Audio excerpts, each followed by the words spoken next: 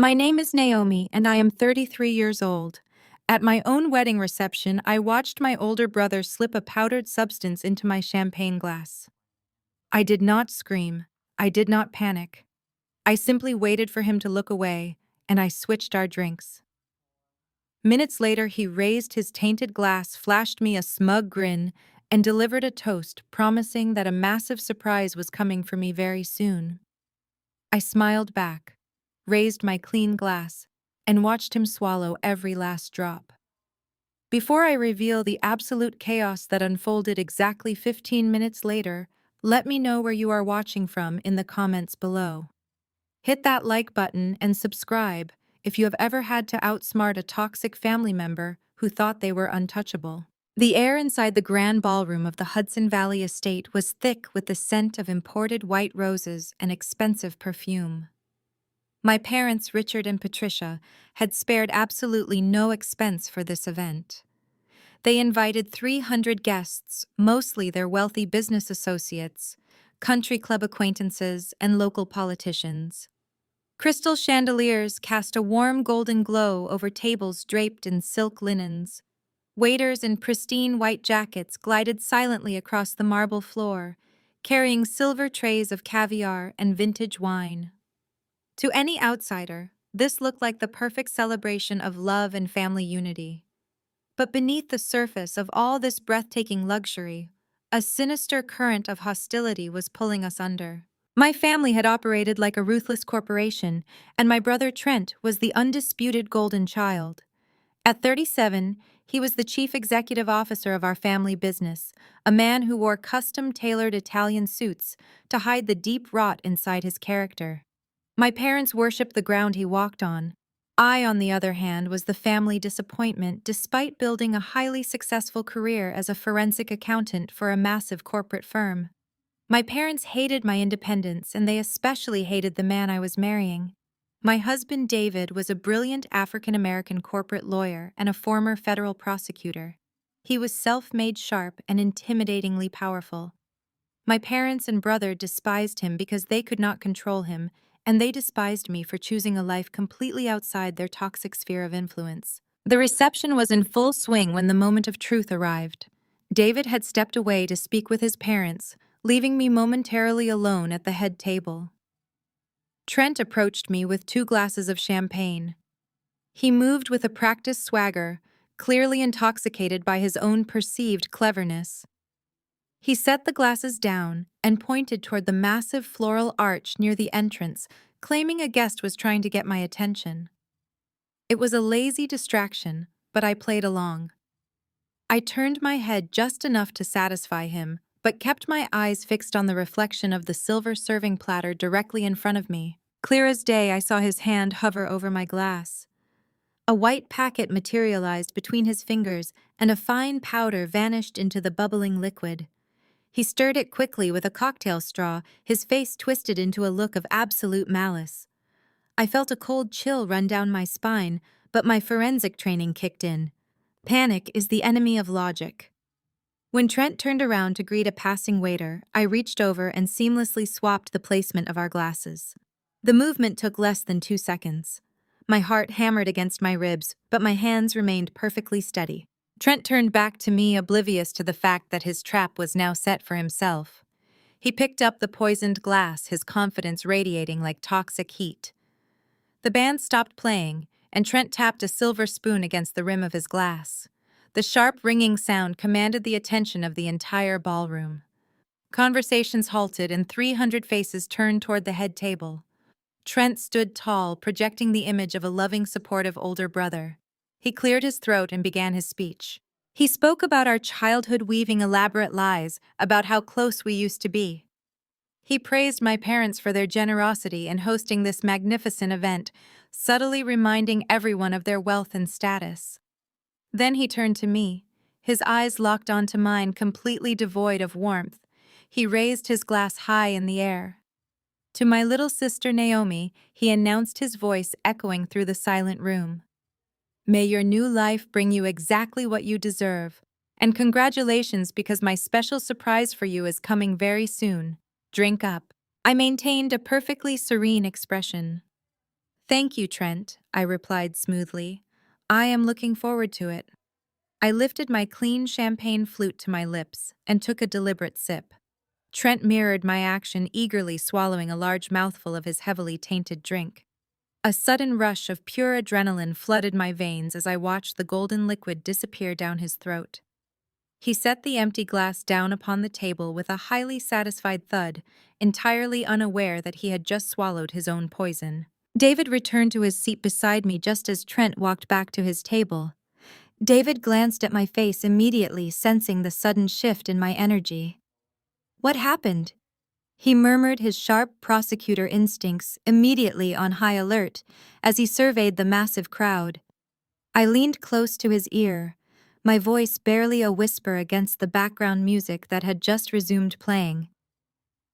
Start the clock, I told him calmly. We have exactly 15 minutes until my brother puts on the greatest show of his entire life. David did not ask any pointless questions. He simply nodded, his dark eyes scanning the room, completely ready for the incoming storm. The countdown had officially begun. The first 5 minutes passed with agonizing slowness. I kept my posture perfectly rigid, cutting a piece of steak I had no intention of eating. Across the room, Trent held court at a table full of wealthy friends, laughing loudly and draining a second glass of champagne. He thought he was minutes away from watching me collapse into a humiliating mess. My parents, Richard and Patricia, suddenly materialized at the edge of the head table. They moved with that predatory grace peculiar to generational wealth. My mother wore a silver gown, her smile fixed and entirely devoid of genuine warmth. My father stood rigidly beside her, hands clasped behind his back as he surveyed the ballroom. They did not come to congratulate us. They came to mark their territory. Patricia leaned down, her heavy diamond necklace brushing against my shoulder. The fragrance of her expensive perfume was suffocating. Have you noticed how loud your new in-laws are being, Naomi? She murmured, her tone dripping with polite venom she had perfected over decades. She gestured toward the table where David's family sat. His father was a retired federal judge, and his mother was the chief of surgery at a Chicago hospital. They were sharing a joyful, dignified celebration.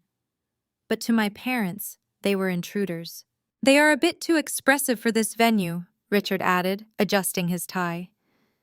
You would think people of their supposed professional standing would understand the decorum required at an estate event. But I suppose one cannot buy class. I felt David shift beside me.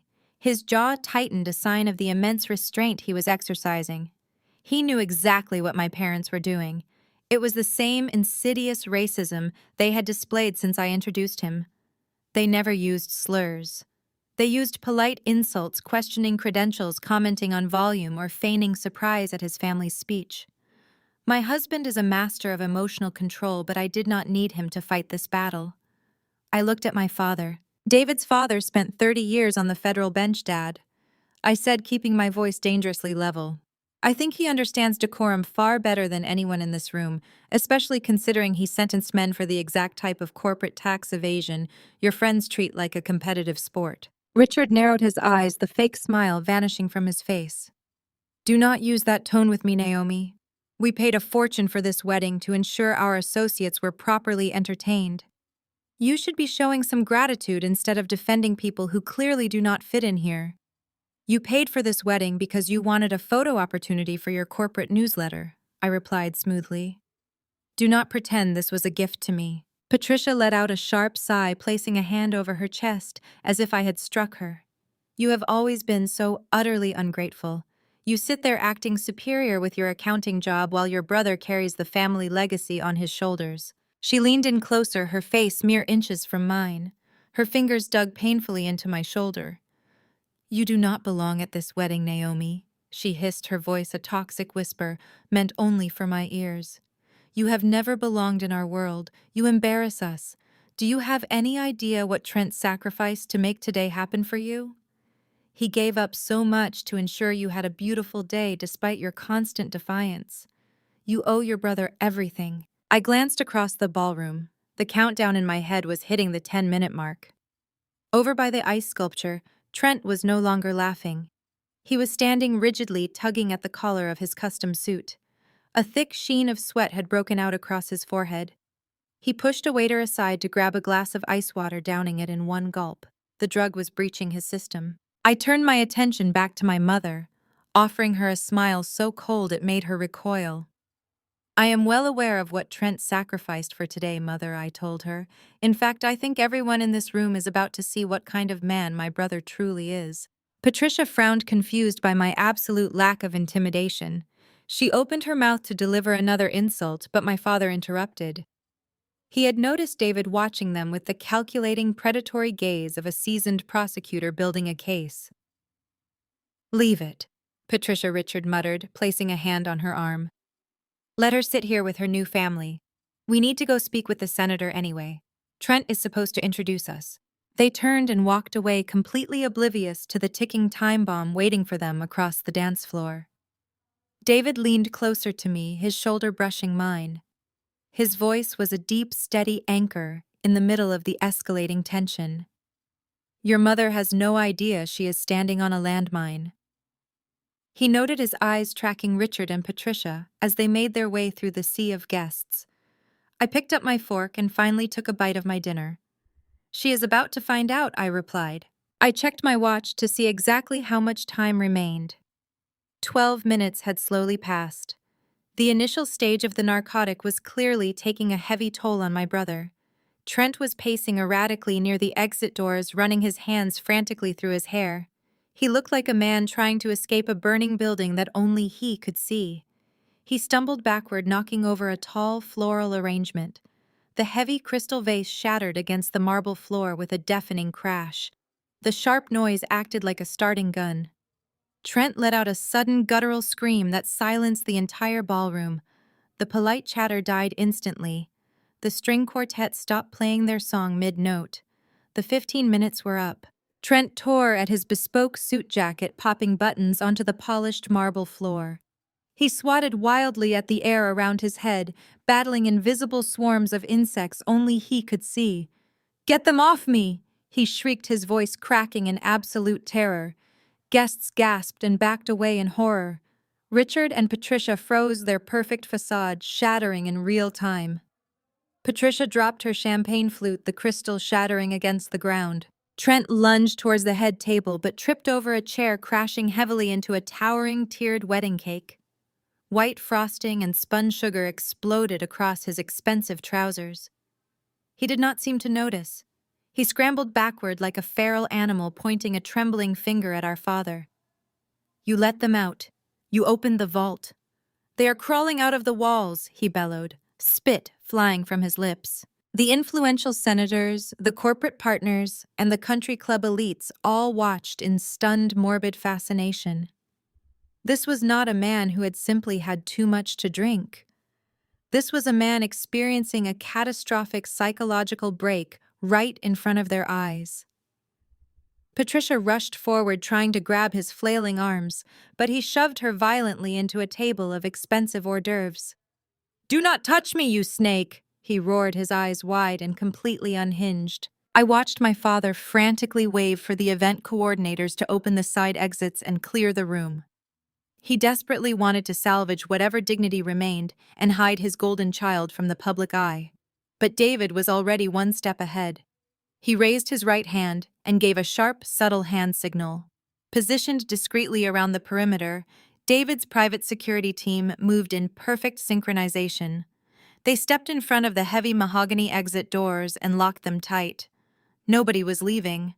My parents were going to sit in this room and watch their precious son burn their reputation to the ground. As Trent writhed on the floor, covered in ruined cake and screaming about imaginary spiders, my mind drifted back to the moment this entire trap was set. Exactly 48 hours before the wedding, I sat in my parents' pristine living room, realizing exactly how far they were willing to go to destroy me. 2 days prior, Richard and Patricia had summoned me to the family estate under the guise of finalizing last-minute wedding logistics. Trent was there, sipping expensive scotch, looking entirely too pleased with himself. The atmosphere in the room was suffocatingly tense, masked by their usual fake smiles. My father slid a thick stack of legal documents across the glass coffee table. Just some standard family trust paperwork, Richard had said casually, not making eye contact. Your mother and I are updating our estate planning before you officially marry David. We need your signature on these releases today. As a forensic accountant, my core instinct is to never sign anything without reading the fine print. I picked up the heavy linen paper and began scanning the paragraphs. It was not a simple estate release. Buried on the third page, completely out of context for a financial update, was a medical power of attorney and a declaration of incapacity contingency. The clause was incredibly specific.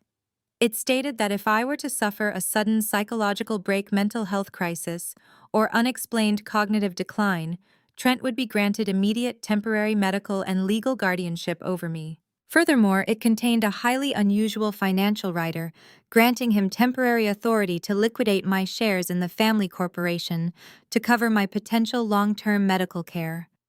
I felt my blood run cold.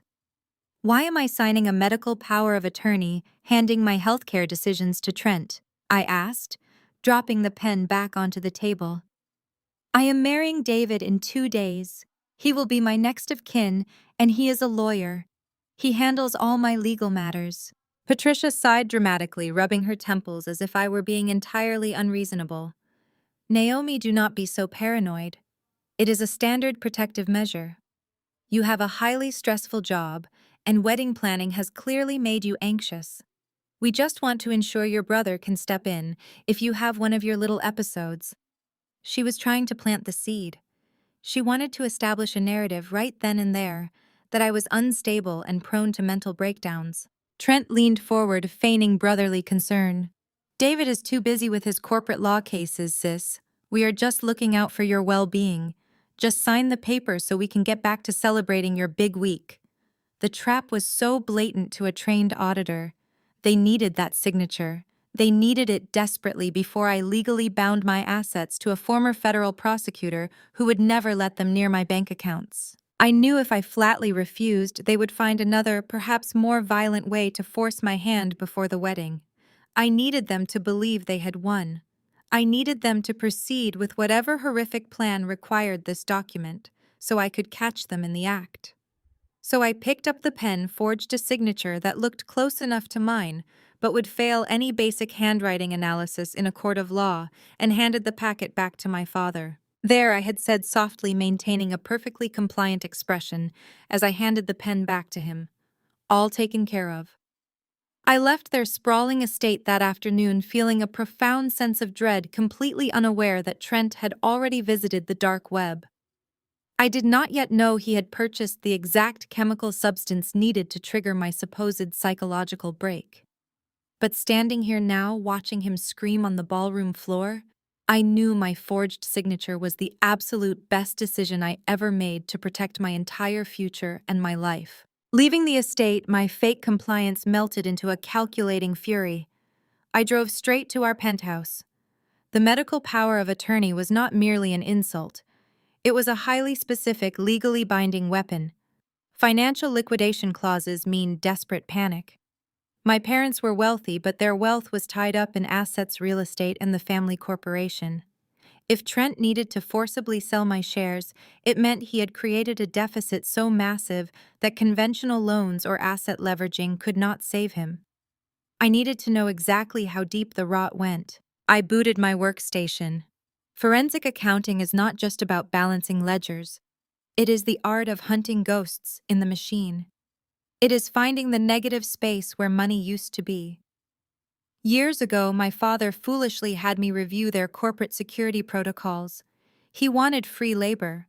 I gave it to him, but I also left a highly encrypted, virtually undetectable backdoor in their server architecture. I never intended to use it, keeping it only as a failsafe against my family's notoriously shady business practices. That failsafe was about to pay off. Routing my connection through offshore networks, I ensured my footprint bounced internationally before touching their servers. I initiated the breach protocol. The system firewalls were exactly as outdated as I remembered. Trent had likely slashed the cybersecurity budget to fund his own lavish lifestyle. I easily bypassed the authentication gates, gaining full administrative access to the central financial database. I downloaded a complete mirror image of their financial records for the past 5 years, isolating the files on an encrypted drive to prevent tracking software from catching my intrusion. I began dissecting the numbers. The primary ledgers looked perfectly pristine. The profit and loss statements were balanced down to the cent, showing a healthy, thriving corporation. But superficial perfection is a red flag. I bypassed the main accounts and dug straight into the vendor payment histories and the subsidiary operational costs. That is where corporate thieves make their mistakes. They create an illusion of legitimate business expenses to siphon cash right out the back door. I deployed a data analysis algorithm I had custom designed for my corporate clients, setting the parameters to flag recurring payments to unverified limited liability companies. The screen lit up with red alerts. A pattern emerged immediately. Over the past 3 years, the corporation had been funneling massive monthly payments to 5 different consulting firms and logistics vendors. I cross-referenced their tax identification numbers. They were phantom entities. They had no physical addresses, no payroll records, and no actual clients other than my family's corporation. Trent had set up a network of shell companies to bleed the business dry. I traced the diverted funds through a labyrinth of wire transfers, watching the money bounce through secondary accounts before finally consolidating. The destination was the shared family trust fund. The realization hit me like a physical blow. The trust fund was supposed to be untouchable, a generational wealth reserve meant to protect the core corporation and provide for both Trent and me. I accessed the trust's private ledgers, my fingers flying across the keyboard. The numbers on the screen confirmed my darkest suspicions. The trust was entirely hollowed out. Trent had embezzled exactly $8 million. He had systematically drained the trust to finance extreme luxury and staggering incompetence.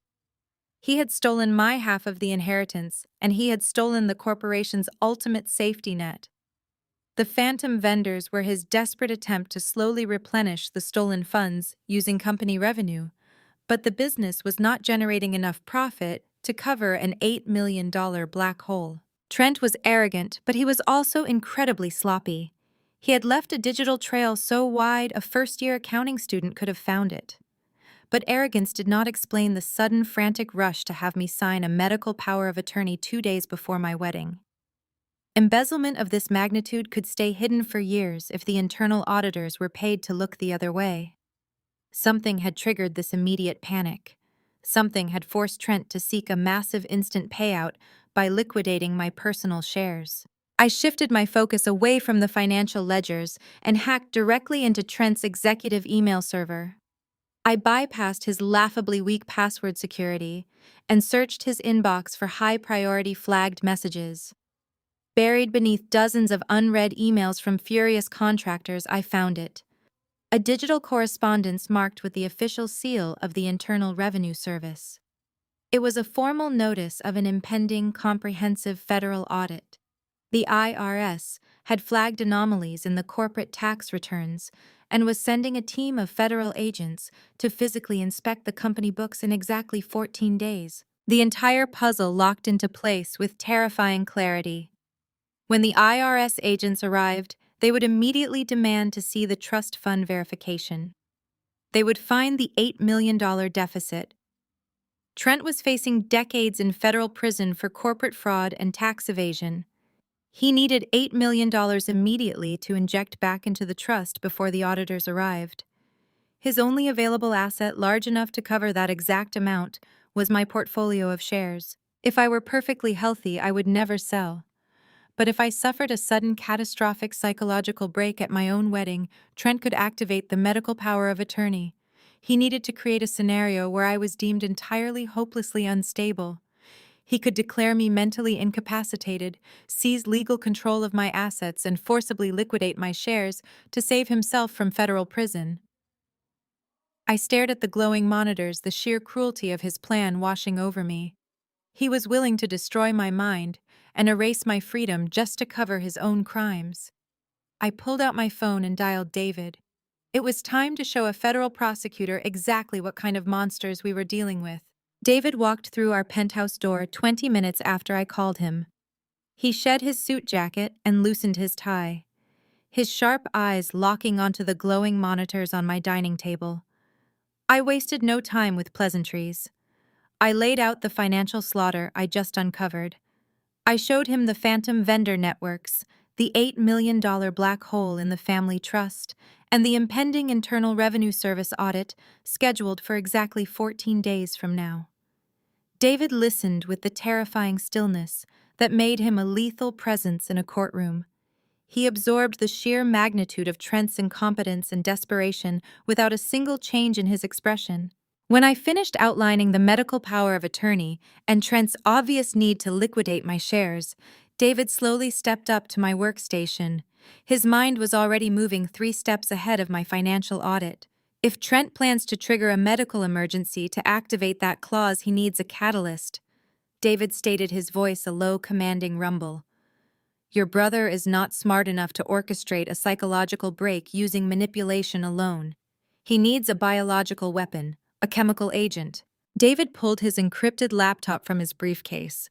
While he had transitioned into high-stakes corporate law, he spent the better part of a decade as a federal prosecutor, dismantling cybercrime syndicates and financial fraud rings.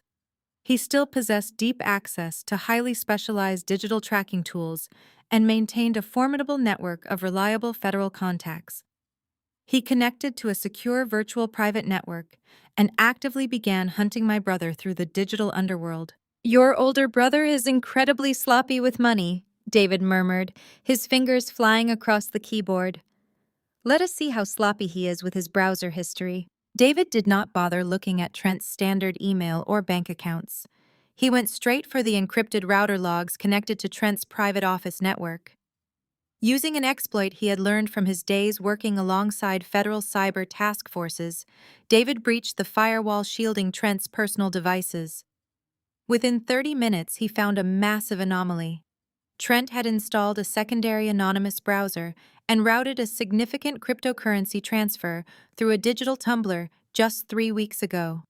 The tumbler was designed to scramble the origin of the funds, making the transaction untraceable to standard law enforcement. But David was not standard law enforcement. He deployed a tracking script that followed the digital breadcrumbs right to the edge of the dark web. He isolated the exact destination wallet. It belonged to an illicit online marketplace known for moving high-grade pharmaceuticals and unregulated chemical compounds. Trent spent $20,000 in untraceable digital currency.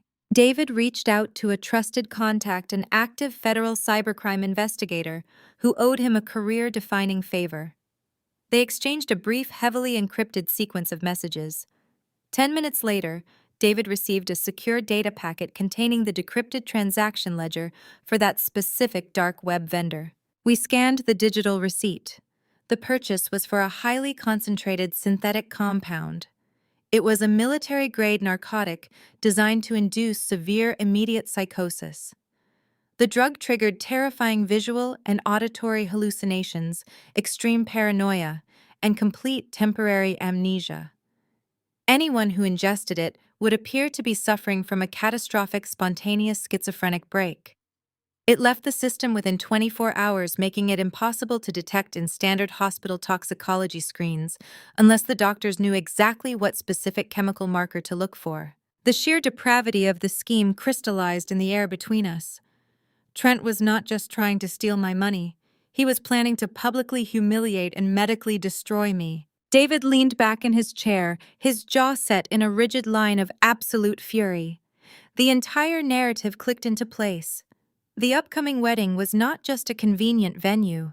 It was the perfect stage. Trent needed an audience. He needed 300 of the most influential people in our social and professional circles to witness my supposed mental collapse. He needed politicians, corporate partners, and wealthy investors to see me screaming at invisible demons. Once I was hauled away in an ambulance, raving and completely disconnected from reality, Richard and Patricia would play the role of devastated parents. Trent would step up as the responsible older brother. He would present the forged medical power of attorney to a judge, citing my spectacular public breakdown as undeniable proof of my sudden incapacity. The court would grant him immediate emergency guardianship. Within 48 hours, he would have legal authority to liquidate my shares in the family corporation. He would dump the $8 million back into the trust fund just before the Internal Revenue Service auditors knocked on his door.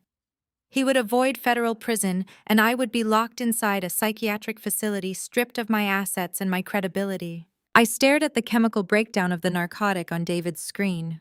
The betrayal was so absolute, so thoroughly calculated that it bypassed my emotions entirely and struck a core of pure ice inside my chest. They were willing to sacrifice my sanity to save their golden child. David closed his laptop with a sharp, decisive snap. He looked at me, his dark eyes burning with a protective, calculating intensity. "Your brother thinks he is playing a game of checkers," David said, his voice deadly smooth.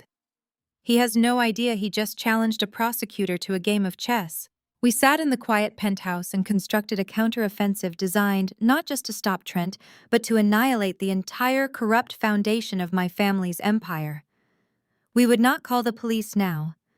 An arrest today would only help Trent hire defense lawyers to bury the evidence and delay the trial. We needed him to commit the crime. We needed him to act with absolute certainty that he had won. We decided to let Trent walk directly into his own trap at the wedding reception. "If we alert the authorities tonight," David explained, pacing the length of our penthouse living room, "his defense attorneys will claim his computer was hacked, or that the cryptocurrency transfer was a corporate expense misunderstood by investigators. He has the financial backing of the entire family corporation to drag out a federal indictment for years. We do not just need digital footprints. We need the physical execution of the crime."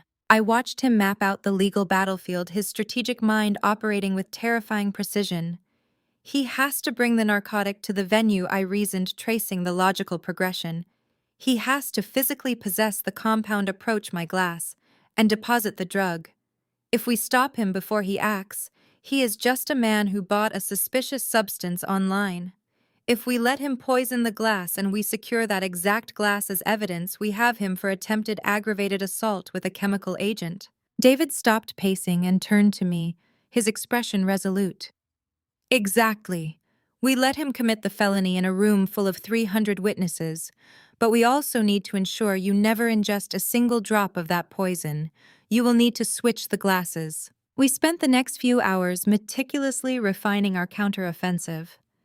David contacted a highly discreet elite private security firm staffed entirely by former federal agents and military veterans.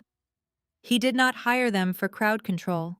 He hired them for evidence preservation and containment.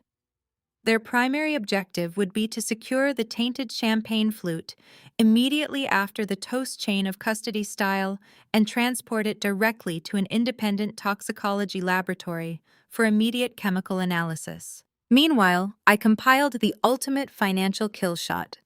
I assembled a comprehensive dossier detailing Trent's $8 million embezzlement, the phantom vendor network, the depleted family trust, and the impending Internal Revenue Service audit. I encrypted the entire file and scheduled it to automatically blast to the board of directors, the family lawyers, and the federal investigators the moment I gave the signal.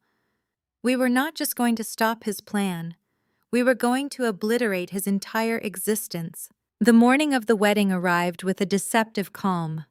I sat in the bridal suite, allowing makeup artists and hairstylists to fuss over me. Patricia hovered in the background, offering passive-aggressive critiques about my dress and my hair. I played my part flawlessly. I acted slightly nervous, suitably compliant, and entirely oblivious to the fact that my mother was actively participating in a conspiracy to destroy my sanity. Every time she smiled at me, I saw the absolute rot underneath her expensive facade. David and I exchanged a single knowing look at the altar, as I recited my vows, promising to stand by this brilliant, fiercely protective man I knew I had already won. The reception began exactly as scheduled. The champagne flowed, the string quartet played, and Trent circled the head table like a vulture waiting for the perfect moment to strike. He thought he was the apex predator in the room. He had no idea he was already caught in a steel trap. Which brought us back to the present moment, standing in the center of the opulent ballroom. The grand mahogany doors were securely locked by David's security team. No one was leaving this room. The polite society masquerade was officially over. Trent thrashed on the marble floor, completely consumed by the military-grade hallucinogen he had intended for me. The cake he had destroyed coated his custom suit in sticky white frosting. He clawed furiously at his own face, screaming about insects burrowing under his skin. His screams echoed off the crystal chandeliers, a horrifying soundtrack to the destruction of my parents' perfect legacy. Richard and Patricia were paralyzed by a combination of shock and rising panic. My father took a frantic step toward the locked exit doors, demanding that the security guards let them out. The guards remained perfectly still, their expressions impassive, arms crossed firmly over their chests. They answered only to David. "Open these doors immediately!" Richard bellowed, his face turning a dangerous shade of crimson. "My son is having a severe allergic reaction. We need an ambulance right now." I stood perfectly still, watching my father lie to protect the golden child. He knew exactly what was happening to Trent. He knew this was not an allergy. He recognized the symptoms of the drug because he had likely researched it right alongside my brother. The sheer hypocrisy of his panic was staggering. He was perfectly willing to watch me suffer this exact terrifying fate, but seeing his precious heir reduced to a screaming, thrashing mess broke his composure entirely. "He does not need an ambulance for an allergy, Dad," I said, my voice cutting through the chaotic noise of the ballroom. I stepped forward, closing the distance between us. "He needs a psychiatric hold. Or perhaps you should just activate the medical power of attorney I signed 2 days ago." That was the plan, was it not? Patricia whipped her head around to stare at me, the blood completely draining from her face. Her eyes darted from my perfectly calm expression to the empty champagne flute resting on the head table, and finally down to Trent, who was currently curled into a fetal position, sobbing hysterically about the walls closing in. The realization hit her with the force of a freight train. She stumbled back, clutching her chest, entirely unable to comprehend that her brilliant, flawless son had fallen victim to the exact sinister trap he had designed for me. The absolute disbelief etched across her features was a picture of perfect justice. "You?" Patricia gasped, her voice trembling as she pointed a manicured finger at me. "What did you do to him?" "I simply let Trent toast to my future," I replied very slowly, crossing my arms. "It seems he could not handle his very own medicine today." The flashing red and blue lights of the ambulance cast a chaotic glow against the pristine white marble of the estate as paramedics hauled Trent away. The transition from high society elegance to the sterile, harsh fluorescent glare of the emergency room took less than 20 minutes. The air in the trauma ward smelled sharply of antiseptic and panic. We stood behind the reinforced glass of Observation Room 4, watching the medical staff battle my brother's drug-induced psychosis. Trent was strapped tightly to a stainless steel gurney, his bespoke suit ruined and discarded on the floor. He thrashed violently against the leather restraints, his eyes rolling back into his skull. He shrieked about shadows eating his flesh, his voice reduced to a ragged primal howl. 2 orderlies had to hold his shoulders down, while an emergency physician forced a thick charcoal tube down his throat to pump his stomach. The monitor next to his bed shrieked with elevated heart rate alarms. Richard and Patricia paced the waiting area like caged predators. Their country club refinement had completely evaporated, replaced by a frantic, ugly desperation. They refused to accept that their golden child was the architect of his own destruction. They needed a scapegoat. They needed someone to absorb the blame for the catastrophic humiliation they had just endured. Their eyes darted toward me, but they quickly bypassed their daughter to lock onto the man standing steadfastly by my side. David stood with his arms crossed over his tailored tuxedo jacket. He watched the medical procedure with the cold, analytical detachment of a man who had spent years evaluating crime scenes. His absolute calm seemed to infuriate my parents even more. Patricia marched across the linoleum floor, her silver gown stained with a bizarre mixture of spilled champagne and ruined wedding cake. She pointed a trembling finger directly at my husband. You did this to him? Patricia hissed, her voice vibrating with venom. You and your street tactics. You could not stand that Trent was better than you. You could not stand that my son comes from a pedigree you will never possess. You slipped something into his drink because you want to tear down everything we built. Richard stepped up beside her, his face a mask of aggressive, racially coded hostility. We know how your type operates, he snarled, dropping any pretense of polite society manners. You think you can hustle your way into our family and take out the primary heir. You think you can use your aggressive street behavior to intimidate us. I am going to have you locked up for this. I will call the police commissioner directly. I will make sure a thug like you never sees the inside of a courtroom again unless you are wearing an orange jumpsuit. I stepped forward, furious at their blatant racism, ready to tear them apart. But David gently placed a hand on my wrist, stopping me. He did not need me to defend him. He thrived in this exact environment. He stepped forward, closing the distance between himself and my parents. He towered over Richard, but he did not raise his voice. He did not lose his temper. He simply dismantled them. Let us be exceptionally clear about the legal reality of your current situation.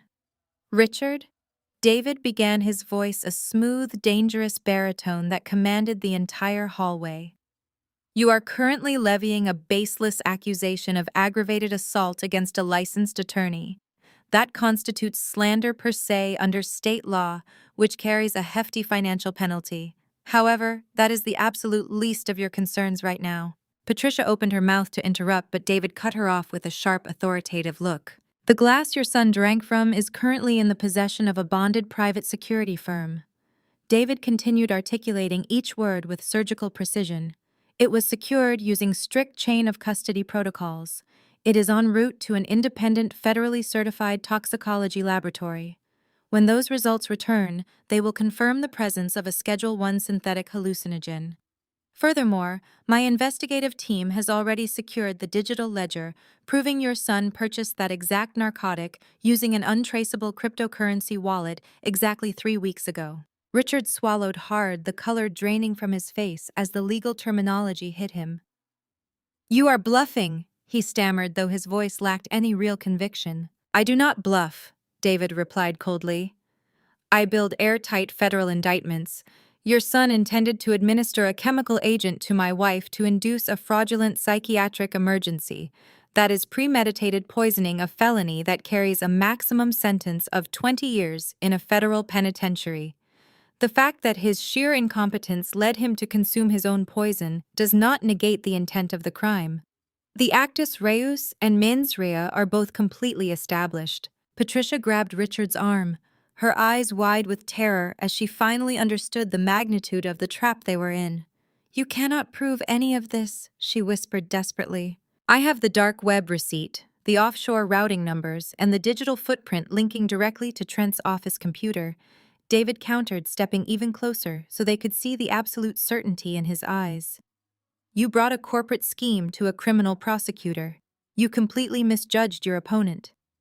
I strongly advise you to stop throwing baseless, racially motivated threats in my direction and start looking for a criminal defense attorney who specializes in federal narcotics charges.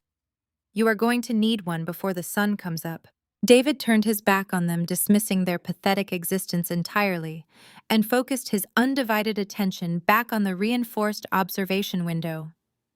Inside the sterile room, Trent continued to thrash wildly against his heavy leather restraints, violently fighting a terrifying and completely losing battle against his own synthetic creation. This was just the absolute opening argument in a massive federal trial they had already definitively lost tonight. And I felt perfectly, undeniably, completely victorious. The sharp click of David turning his back on them was the final snap of the leash for my mother. Stripped of her ability to intimidate my husband, Patricia redirected her frantic energy toward the only target she thought she still controlled. Her manicured fingers clamped around my forearm with the desperate, bruising grip of a drowning woman. Before I could pull away, she yanked me backward, physically dragging me away from the observation window and around the corner into a secluded, dimly lit corridor. The sudden quiet of this empty hospital wing stood in stark contrast to the chaotic trauma ward we had just left. Patricia slammed me against the cool plaster wall, her chest heaving, the stench of stale champagne and panic rolling off her in waves. She looked completely unhinged. The perfectly poised matriarch was gone, replaced by a cornered animal willing to chew off her own limb to escape the trap. She cornered me, planting her hands flat against the wall on either side of my shoulders to box me in. "Listen to me very carefully, Naomi," Patricia hissed, her voice a frantic, breathless whisper. "You are going to go back out there and tell your husband to stand down. You are going to tell him he made a mistake, that Trent just had a bad reaction to some bad seafood at the reception. You are going to fix this right now." I stared at her, my expression completely flat. "You want me to lie to a federal prosecutor about an attempted poisoning that 300 people just witnessed? It was a prank." She spat back, her eyes wide and manic, as she launched into the most horrific campaign of psychological manipulation I had ever witnessed. "It was just a stupid, harmless joke that went a little too far. Trent has been under an immense amount of pressure lately managing the family corporation. He just wanted to loosen you up for the reception. You always have to make everything about yourself, do you not? You always have to play the victim and blow everything completely out of proportion just to punish us." I let her speak. I let her weave her twisted, delusional reality, because every word she said only validated my decision to destroy them. "You ruined your own wedding," Patricia continued, her voice trembling with misplaced rage. "You embarrassed this family in front of the most important investors in the state. Do you have any idea how much money we lost tonight in venue damages and canceled contracts? Trent is lying in a hospital bed because of your absolute selfishness. You switched those glasses on purpose. You deliberately poisoned your own brother." She paused, gasping for breath before delivering her ultimate demand. "You are paying for this, Naomi. I mean that literally. You are paying the emergency room bill. You are paying for his private recovery suite. You are paying for the damages to the estate ballroom, and you are going to publicly apologize to the corporate board for the scene you caused.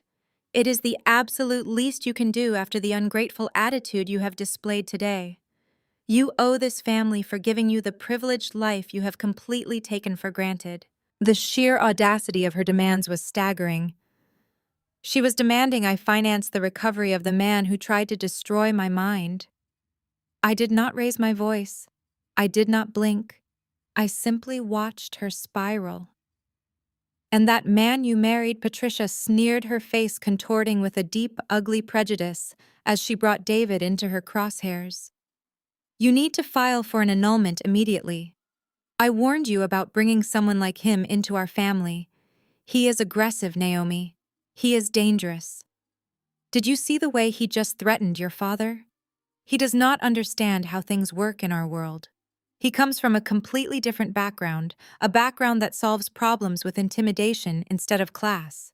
She stepped closer, invading my personal space, trying to use the proximity to assert her maternal dominance. "He is brainwashing you," she whispered, feigning a twisted sort of maternal concern. "He is turning you against your own blood because he wants our money. He is using his legal background to isolate you from the people who truly love you. You need to leave him before he ruins your life permanently. We can get our family lawyers to annul the marriage by Monday morning. We can protect your assets and bring you back into the fold where you belong. Just drop this ridiculous charade, pay for your brother's medical care, and come home." I stood perfectly still, absorbing the absolute toxicity of her words. She was invoking the classic abuser playbook, attempting to isolate the victim from their primary source of strength and support. She thought David was the mastermind. She thought David was the one pulling the strings because she could not fathom a reality where the daughter she had emotionally battered for 3 decades possessed the intelligence and the ruthlessness to orchestrate her own salvation. She looked at me expectantly, waiting for the familiar submission she had conditioned into me since childhood. She waited for me to lower my eyes, apologize for causing trouble, and pull out my checkbook to clean up Trent's mess. She genuinely believed her gaslighting had worked. She believed she had successfully rewritten the narrative of the night. The silence stretched between us in that dimly lit hospital corridor. I did not feel a single ounce of fear, guilt, or obligation. I felt an overwhelming absolute sense of liberation. My mother had just played her final desperate hand, and it was entirely comprised of weak, pathetic bluffs. She was trying to extort money from an auditor who already held the keys to her complete financial destruction. She smiled gently, truly thinking she had won the psychological battle so easily. She was entirely, undeniably, and completely wrong about absolutely everything tonight. I let her maintain that delusional, victorious smile for exactly 5 seconds. I did not scream. I did not defend my husband. I reached into my designer clutch and pulled out the emergency room preliminary admission paperwork that the intake coordinator had handed me just before Patricia dragged me into this hallway. I calmly extended my hand, pressing the heavy clipboard against my mother's chest until her reflex forced her to take it. "What is this?" Patricia asked, her voice faltering as she glanced down at the intake forms. "That is the preliminary billing agreement for your son's VIP psychiatric recovery suite." I replied, my tone flat and entirely devoid of the submission she was desperately looking for. The hospital requires a designated guarantor for patients admitted under involuntary psychiatric holds. They need a deposit of $25,000 tonight to secure the specialized medical team monitoring his drug-induced psychosis. Patricia scoffed, attempting to recover her haughty demeanor. "Trent can cover his own medical expenses, Naomi. He is the chief executive officer of a massive corporation. He does not need you to handle his billing. Just hand this to his assistant tomorrow morning and stop trying to create unnecessary drama." She tried to shove the clipboard back toward me, but I stepped back, letting her arm hang foolishly in the empty space between us. "Trent cannot cover a parking ticket right now." "Mother," I stated, watching the arrogant dismissal slowly drain from her features. "You see, while you were busy trying to humiliate David and planning an annulment that will absolutely never happen, I was doing my job. I am a forensic accountant. Finding and stopping financial hemorrhages is what I do for a living." Exactly 1 hour ago, while Trent was busy screaming at invisible spiders in the ballroom, I initiated a total freeze on every single one of his corporate credit cards. Her eyes widened, the heavy diamond necklace resting against her collarbone, suddenly looking like a shiny noose. "You did what?" she gasped, her manicured fingers clutching the clipboard so tightly her knuckles turned stark white. "You have no authority to touch his accounts. He is the head of the family business." "I have every authority," I corrected her with surgical precision. "As a senior shareholder and a certified auditor, I invoked the Emergency Fraud Protection Protocol with the Corporate Banking Division.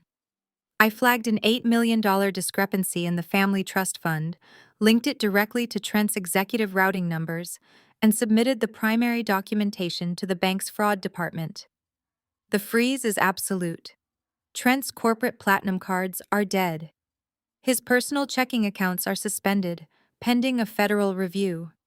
He cannot even buy a single cup of coffee, let alone finance a psychiatric deposit." Patricia shook her head violently, unable to process the reality of her collapsing empire. "You are lying," she whispered, her voice cracking. "You are just trying to scare me. You do not have that kind of power over the family accounts." Before I could deliver the final blow to her shattered reality, the heavy double doors at the end of the corridor swung open. My father stumbled into the hallway. Richard looked haggard. He held his smartphone pressed tightly against his ear, his face glistening with a cold sweat. He was no longer the imposing patriarch who had just threatened a former federal prosecutor. He was a terrified old man whose entire financial foundation had just evaporated completely into thin air. "What do you mean, frozen?" Richard yelled frantically into the receiver, his voice echoing sharply against the plaster walls. "I am a priority client. I have been banking with your institution for 3 decades. You cannot just lock my operational accounts without a warning." He listened for a moment, his jaw slackening as the voice on the other end delivered the news.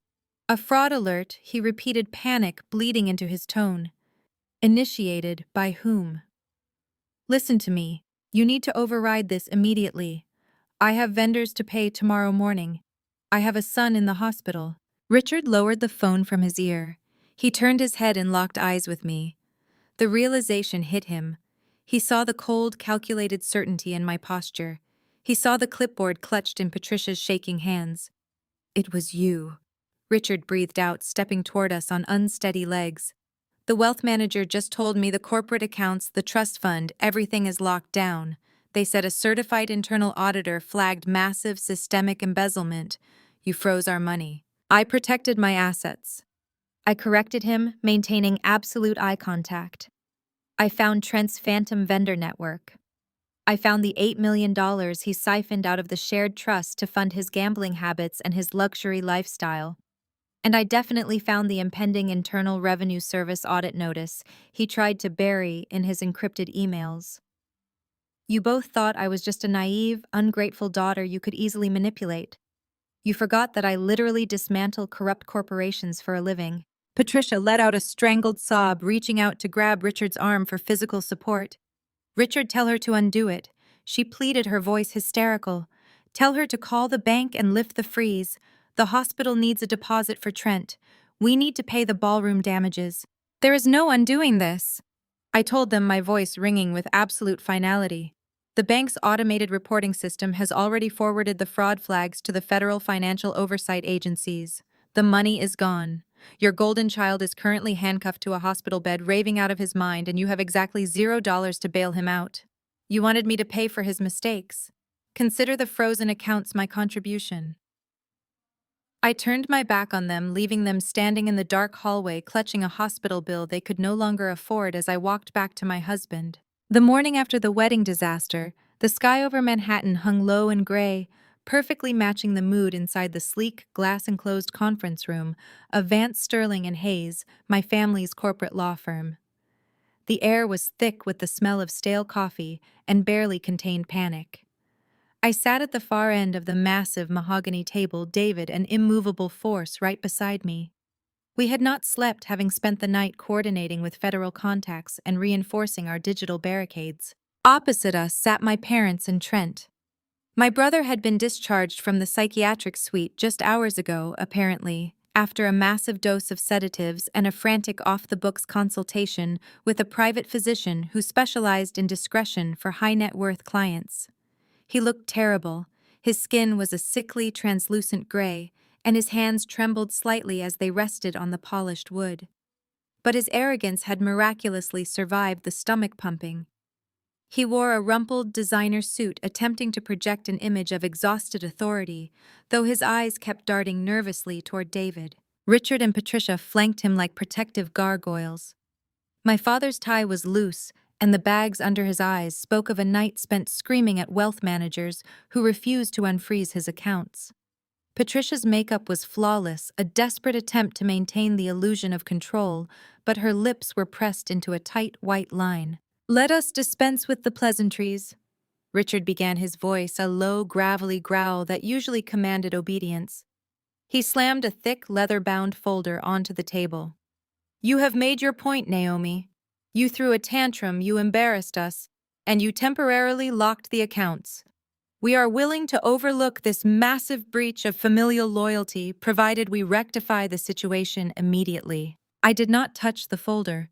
I simply raised an eyebrow. "Overlook.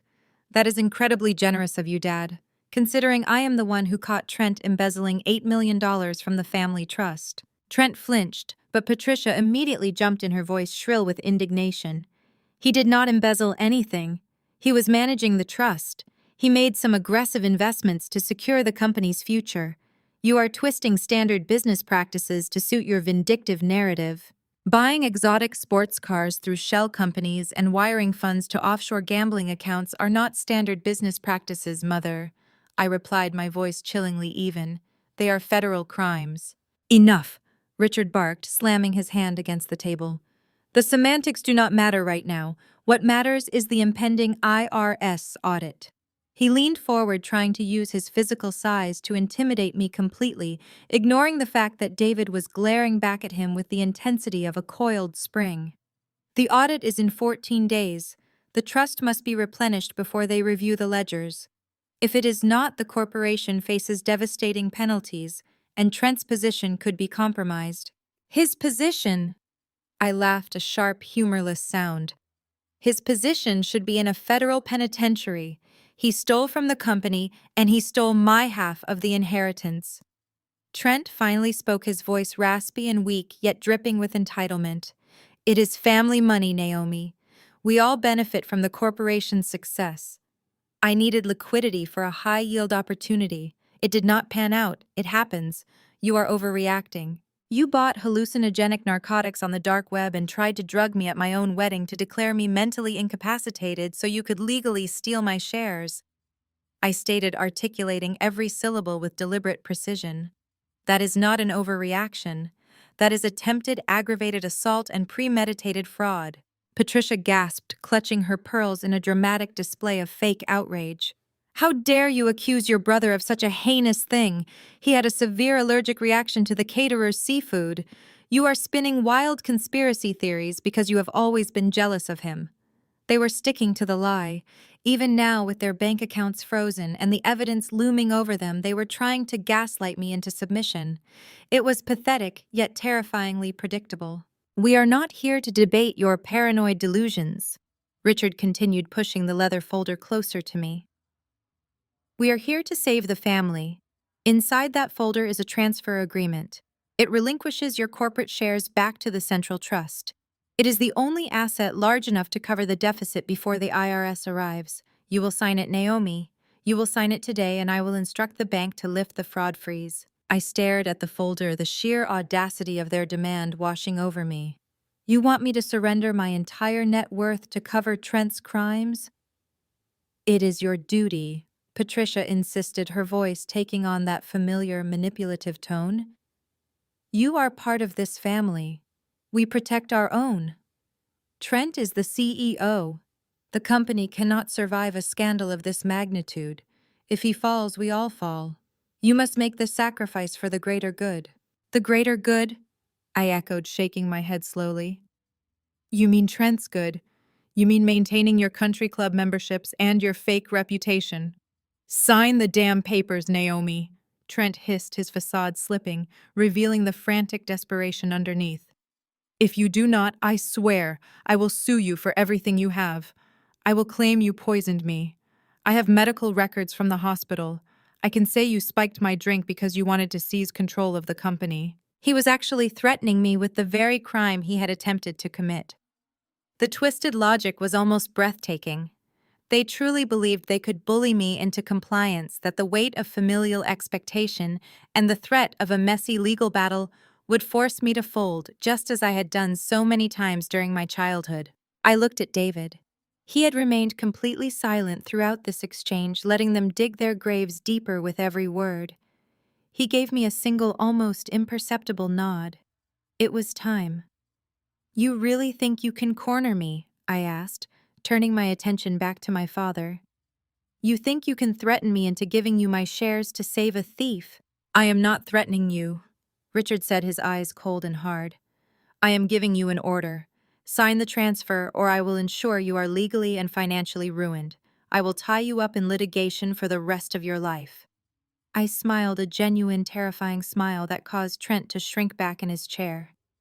You are going to need those lawyers, Dad, I said softly, but not for me. Richard lunged forward, the heavy oak chair scraping violently against the polished floor. He slammed both his hands onto the mahogany table, leaning over the surface, until his face was inches from mine. The veins in his neck pulsed with a toxic mixture of adrenaline and absolute fury. Do not play games with me, Naomi, Richard roared, his voice shaking the glass walls of the conference room. You think you are untouchable because you married a lawyer. You think your little corporate accounting tricks give you leverage over this family. You have absolutely no idea what I am capable of doing to protect my legacy. I did not lean back at all. I maintained steady, unbroken eye contact, my face a mask of absolute calm. My silence only infuriated him further. I will destroy you, he continued, his voice dropping to a dangerous, serrated whisper. If you do not sign those transfer papers right this second, I am going directly to the district attorney. I will file formal charges of aggravated assault against you. I have the medical reports from the emergency room. My son was admitted with a life-threatening chemical substance in his system, and you are the only person sitting next to him at that table. Patricia quickly jumped in, eager to reinforce the fabricated narrative. We have dozens of witnesses who saw you switch the glasses, Naomi. We have friends, highly influential friends, who will gladly testify that you acted suspiciously right before Trent collapsed. They will tell the police that you have always harbored a deep, malicious jealousy toward your brother. They will paint you as a bitter, unstable woman who tried to murder her own sibling to seize control of the family trust fund. The sheer audacity of their lie was breathtaking. They were literally projecting Trent's exact crime onto me, planning to use their wealth and social connections to manipulate the justice system. Trent, emboldened by his parents' aggressive assault, leaned back in his chair and adjusted his ruined jacket. He let out a condescending scoff. "You really thought you were smarter than us, little sister. You thought you could freeze my accounts and play the hero. But you are just a sad, desperate girl who tried to poison me. The police will take one look at the hospital records and slap cuffs on your wrists before sunset. Sign the papers, Naomi. Sign them, and maybe we will decide not to press charges. Maybe we will just let you walk away with nothing, which is exactly what you deserve." They expected tears, frantic denials, or a desperate plea for mercy. They wanted me to beg. I gave them absolutely nothing. I sat perfectly still, letting their threats hang in the heavy, sterile air of the conference room. I did not defend myself. I did not point out the gaping holes in their ridiculous narrative. I just let the silence stretch out thick and suffocating. My silence unsettled them. I watched the micro-expressions flicker across their faces. Richard's jaw twitched. Patricia nervously adjusted her pearl necklace. Trent's arrogant smirk faltered, replaced by a shadow of deep primal uncertainty. They were used to a daughter who fought back, who argued, who desperately tried to prove her worth. They did not know how to handle a woman who simply watched them dig their own graves. "You think your husband can save you?" Patricia suddenly sneered, turning her venom toward David. She pointed a manicured finger at him. "If you do not sign those papers, we will ruin him too. We will file complaints with the State Bar Association. We will drag his name through the mud in every major financial publication in this city. We will tell everyone that he orchestrated this entire plot to steal our family wealth, a former federal prosecutor marrying into money and trying to murder the primary heir. The media will absolutely devour him. His career will be over." David did not react. He sat beside me like a statue carved from obsidian, radiating immense quiet power. He did not need to raise his voice or issue petty threats. He simply observed them the way a scientist observes a particularly pathetic specimen in a laboratory. His silence, much like mine, was entirely calculated. "Are you deaf?" Richard demanded, his frustration boiling over as our mutual silence dragged on. "This is not a negotiation. The Internal Revenue Service is coming. The trust must be funded. You are going to sign the asset transfer agreement right now, or I swear to you I will make sure you spend the next 20 years rotting in a state prison." He pushed the leather-bound folder across the table until it touched the edge of my laptop. A sleek silver pen rolled out, stopping right in front of my hand. "Sign it." Trent commanded, his voice trembling slightly, betraying the immense fear hiding just beneath his arrogant facade. "Stop being a stubborn, selfish brat and fix the mess you made. Sign the damn papers so I can get my money back." I looked at the folder, then at the pen, and finally back at my father. They had laid out their entire extortion plot. They had explicitly threatened me with fabricated criminal charges, blackmail, and public defamation to force a financial transaction. They had openly admitted to a conspiracy to commit perjury and fraud. And they had done it all while sitting in a room with a former federal prosecutor who knew exactly how to turn their own words into a lethal legal weapon.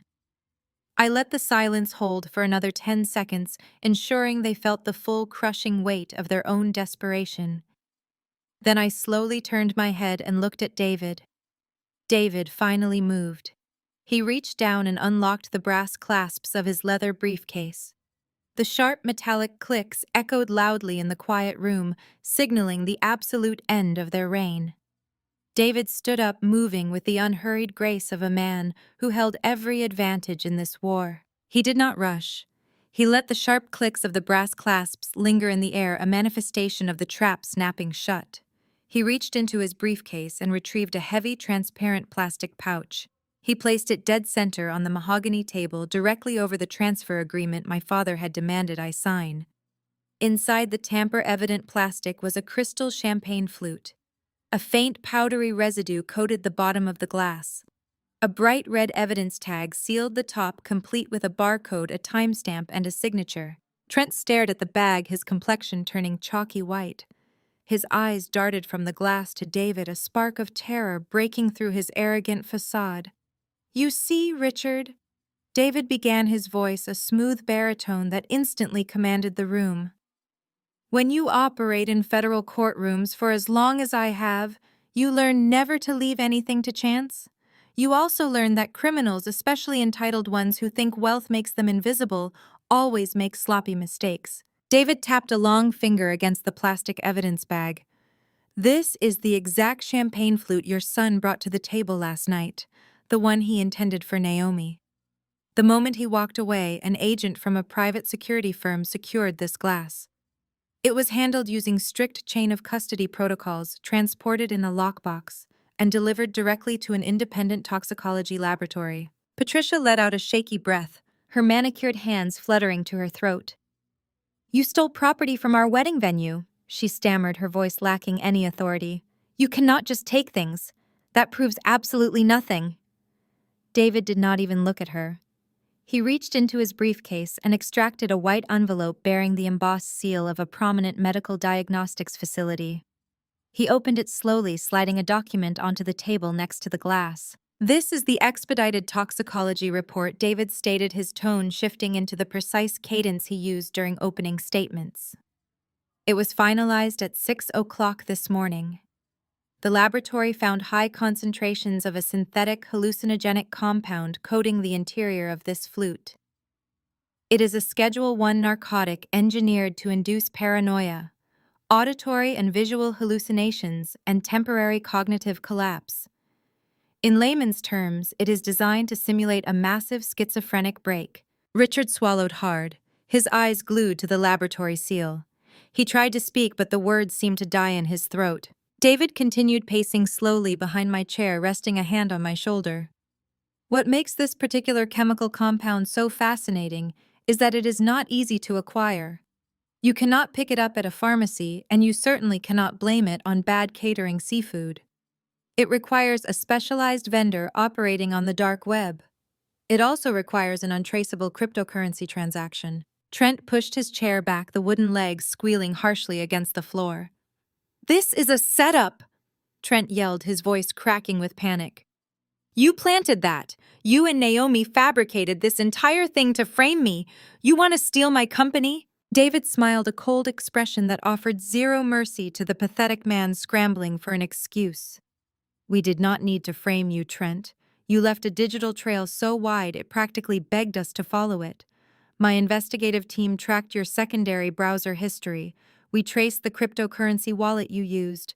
We have the transaction hash, the timestamp, and the digital receipt matching the purchase of this exact chemical compound to the IP address of your private office computer." The silence that descended upon the conference room was absolute. It was the suffocating silence of a complete and total checkmate. The bluster, the threats, and the racist microaggressions my parents had hurled moments ago evaporated into the sterile air. They were looking at physical evidence of a major felony. "You just threatened my wife with a fabricated charge of aggravated assault," David said, looking directly at my father. "You openly conspired to commit perjury by threatening to bribe witnesses to lie to the police. You attempted to use extortion and blackmail to force a financial transaction. That is racketeering, Richard. That is witness tampering, extortion, and conspiracy.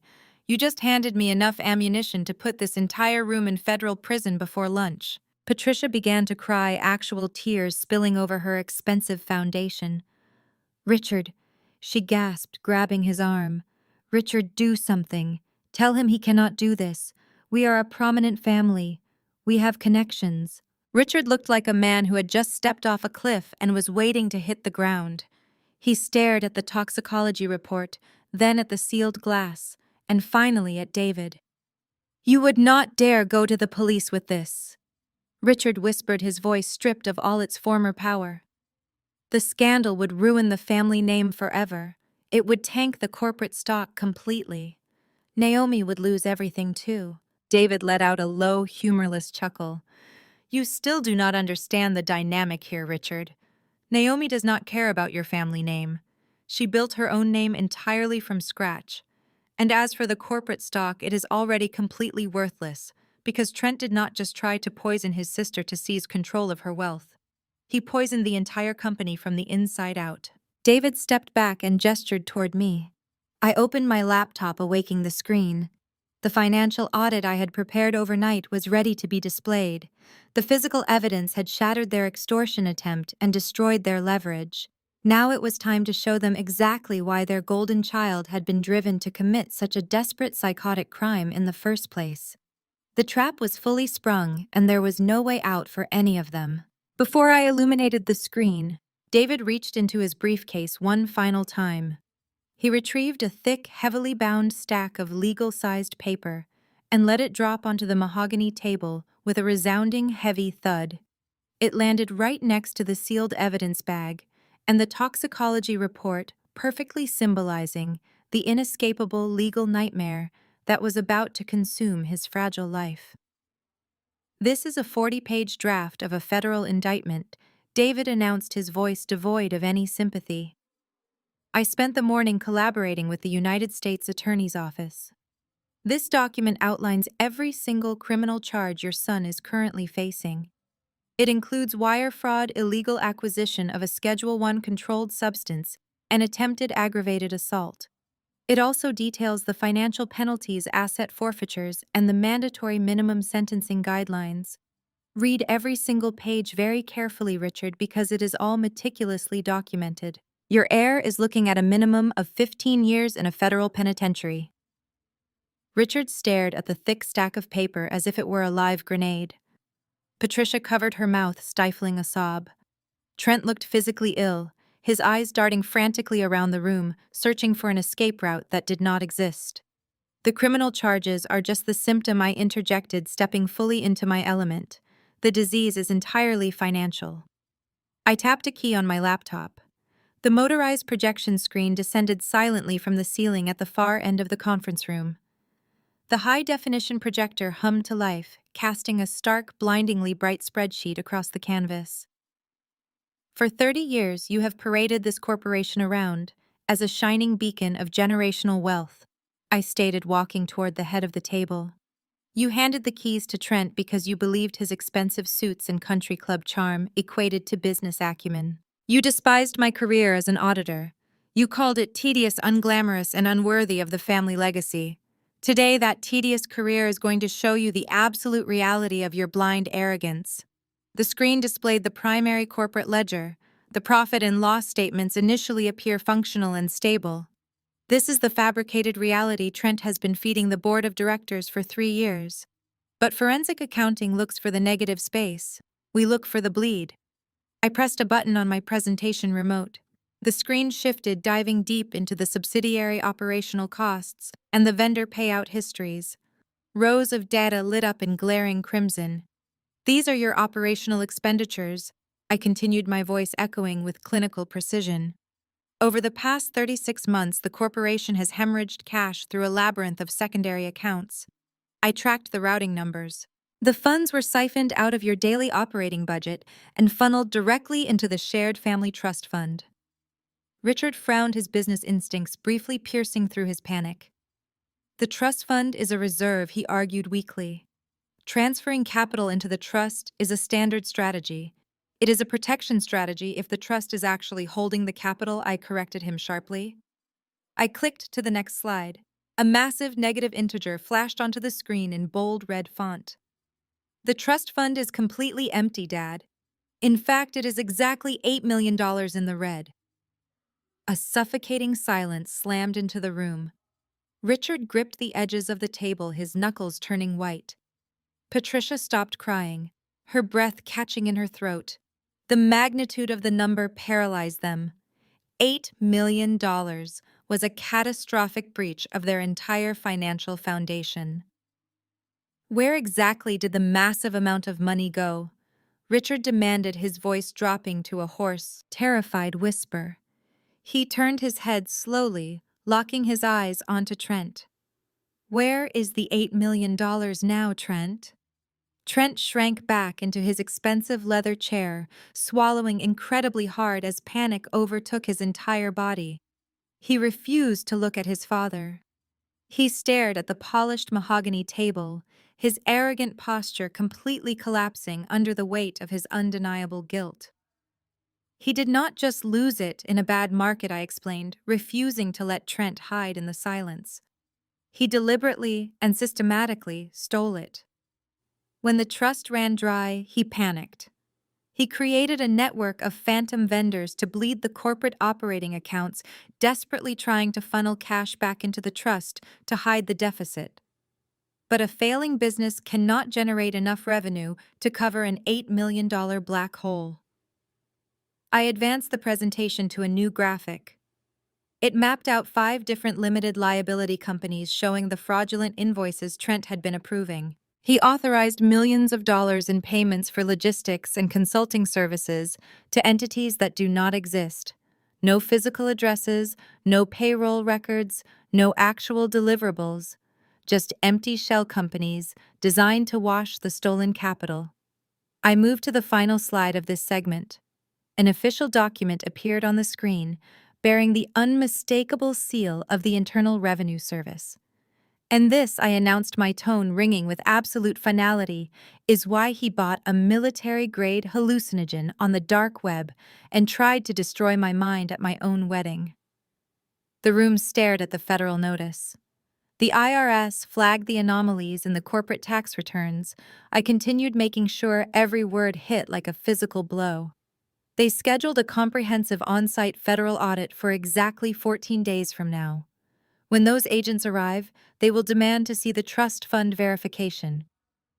Trent knew he was facing decades in federal prison for corporate fraud and massive tax evasion. He needed $8 million immediately to replenish the trust before the auditors walked through your front doors.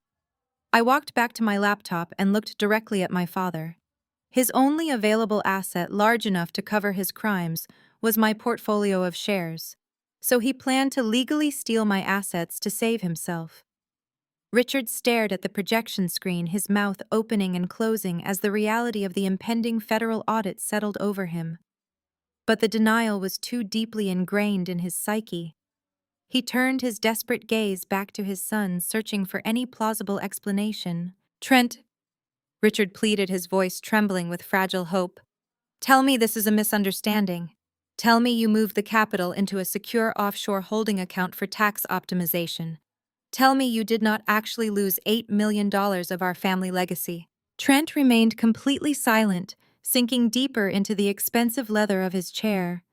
He looked like a cornered rat, his arrogant swagger replaced by the cold sweat of a trapped criminal. He had nothing to say because there was no brilliant business strategy to hide behind. "He did not optimize anything, Dad," I answered for him, pressing the button on my remote. The screen shifted from the bleak ledgers to an itemized breakdown of Trent's personal spending.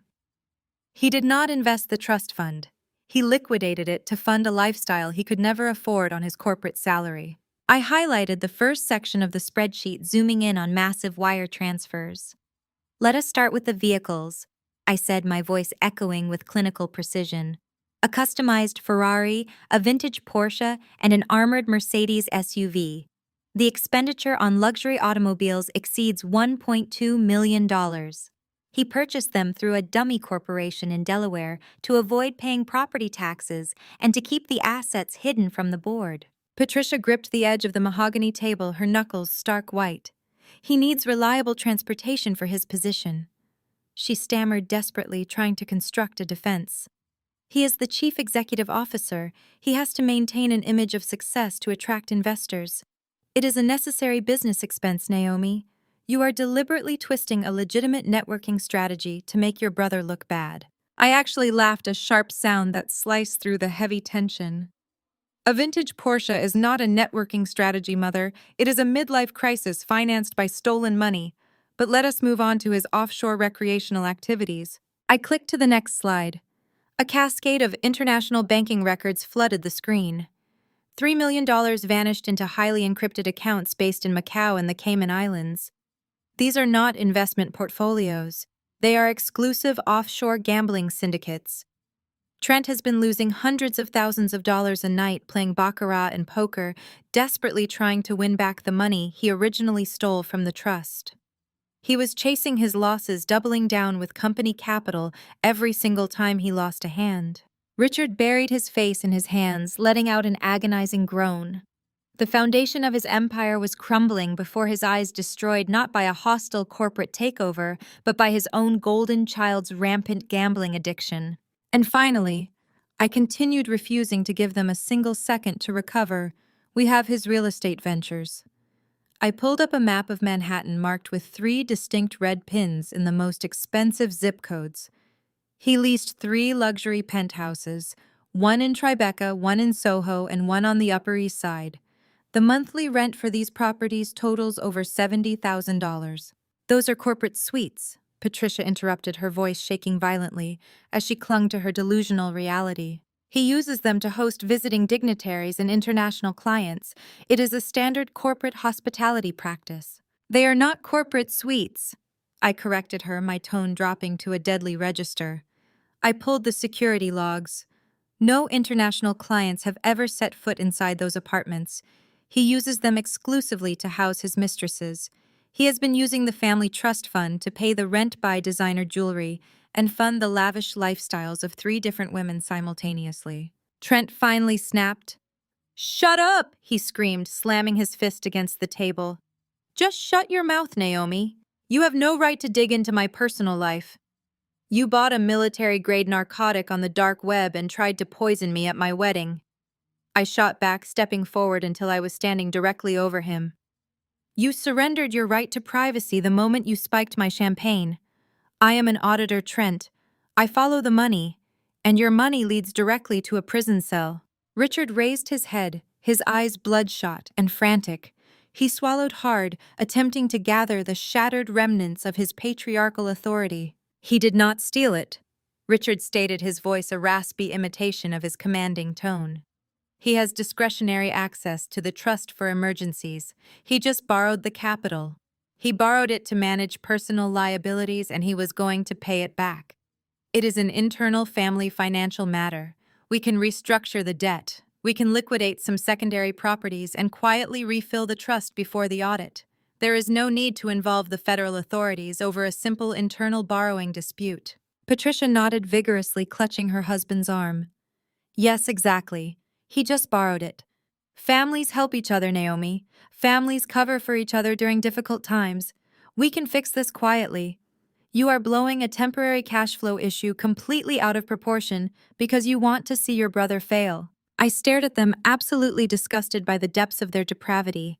They were staring at $8 million in gambling debts, luxury cars, and mistress apartments, and they were still trying to classify it as a minor accounting error. "You cannot borrow money you never intend to repay, Dad," I said, my voice ringing with absolute facts. "You certainly cannot restructure massive debt when the bank accounts are entirely frozen.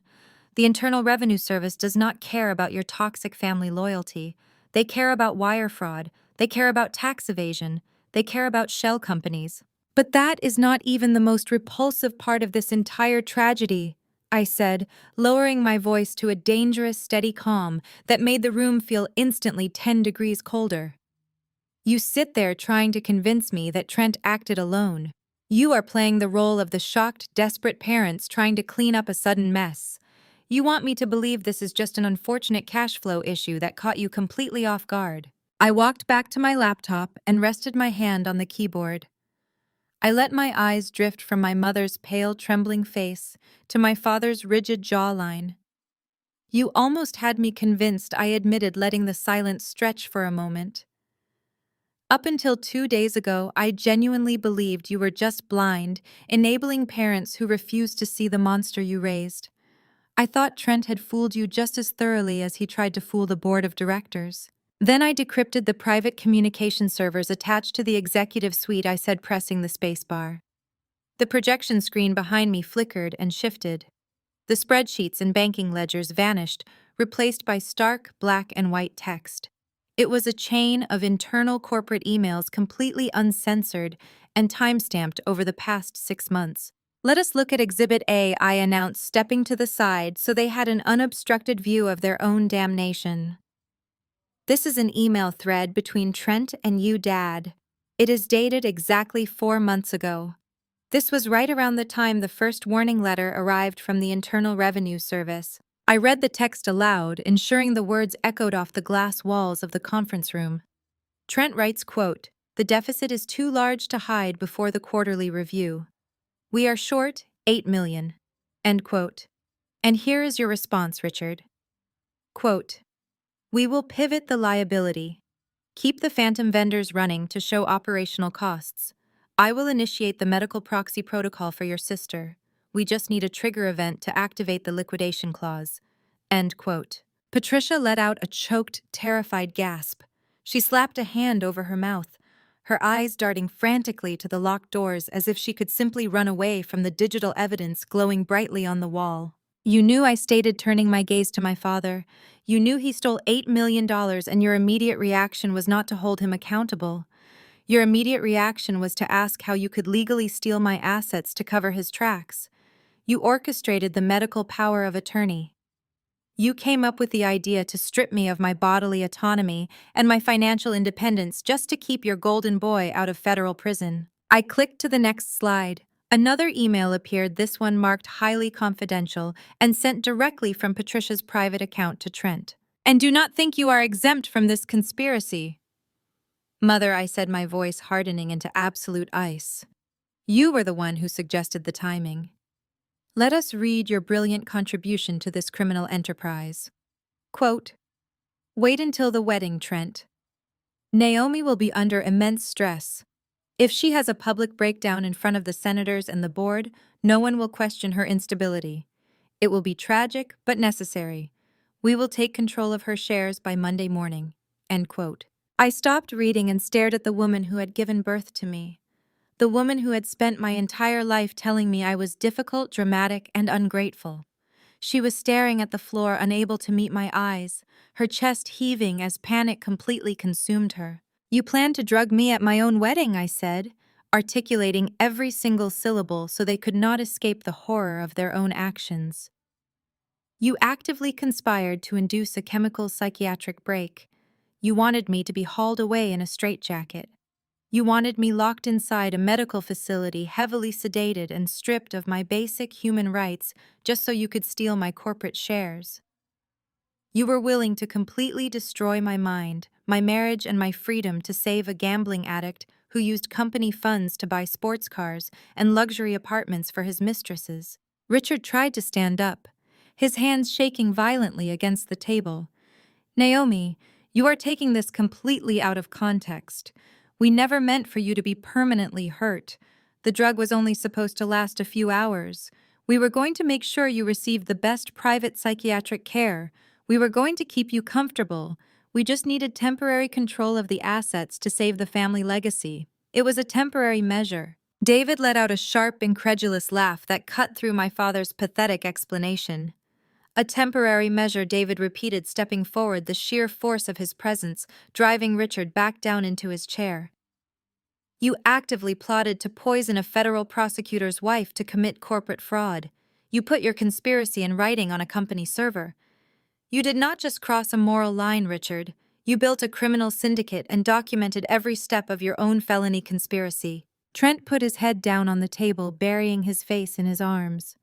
He was utterly broken, realizing that his parents' protection could no longer shield him from the consequences of his actions. He let out a muffled, pathetic sob. "You sold me out. I told my parents the absolute clarity of their betrayal, leaving me feeling entirely devoid of any residual grief or hesitation. You spent my entire life treating me like a disposable asset. I was never your daughter. I was just an insurance policy. A backup fund you could liquidate the second your precious son made a mistake." Patricia fell to her knees right there on the polished hardwood floor of the conference room. She ignored her ruined designer dress and crawled toward me, her hands reaching out in a desperate, frantic plea. "Naomi, please," she wailed, tears streaming down her face. We were desperate. We were terrified of losing everything we built. We love you. We are your parents. You cannot destroy us like this. We are your blood. Please show us some mercy.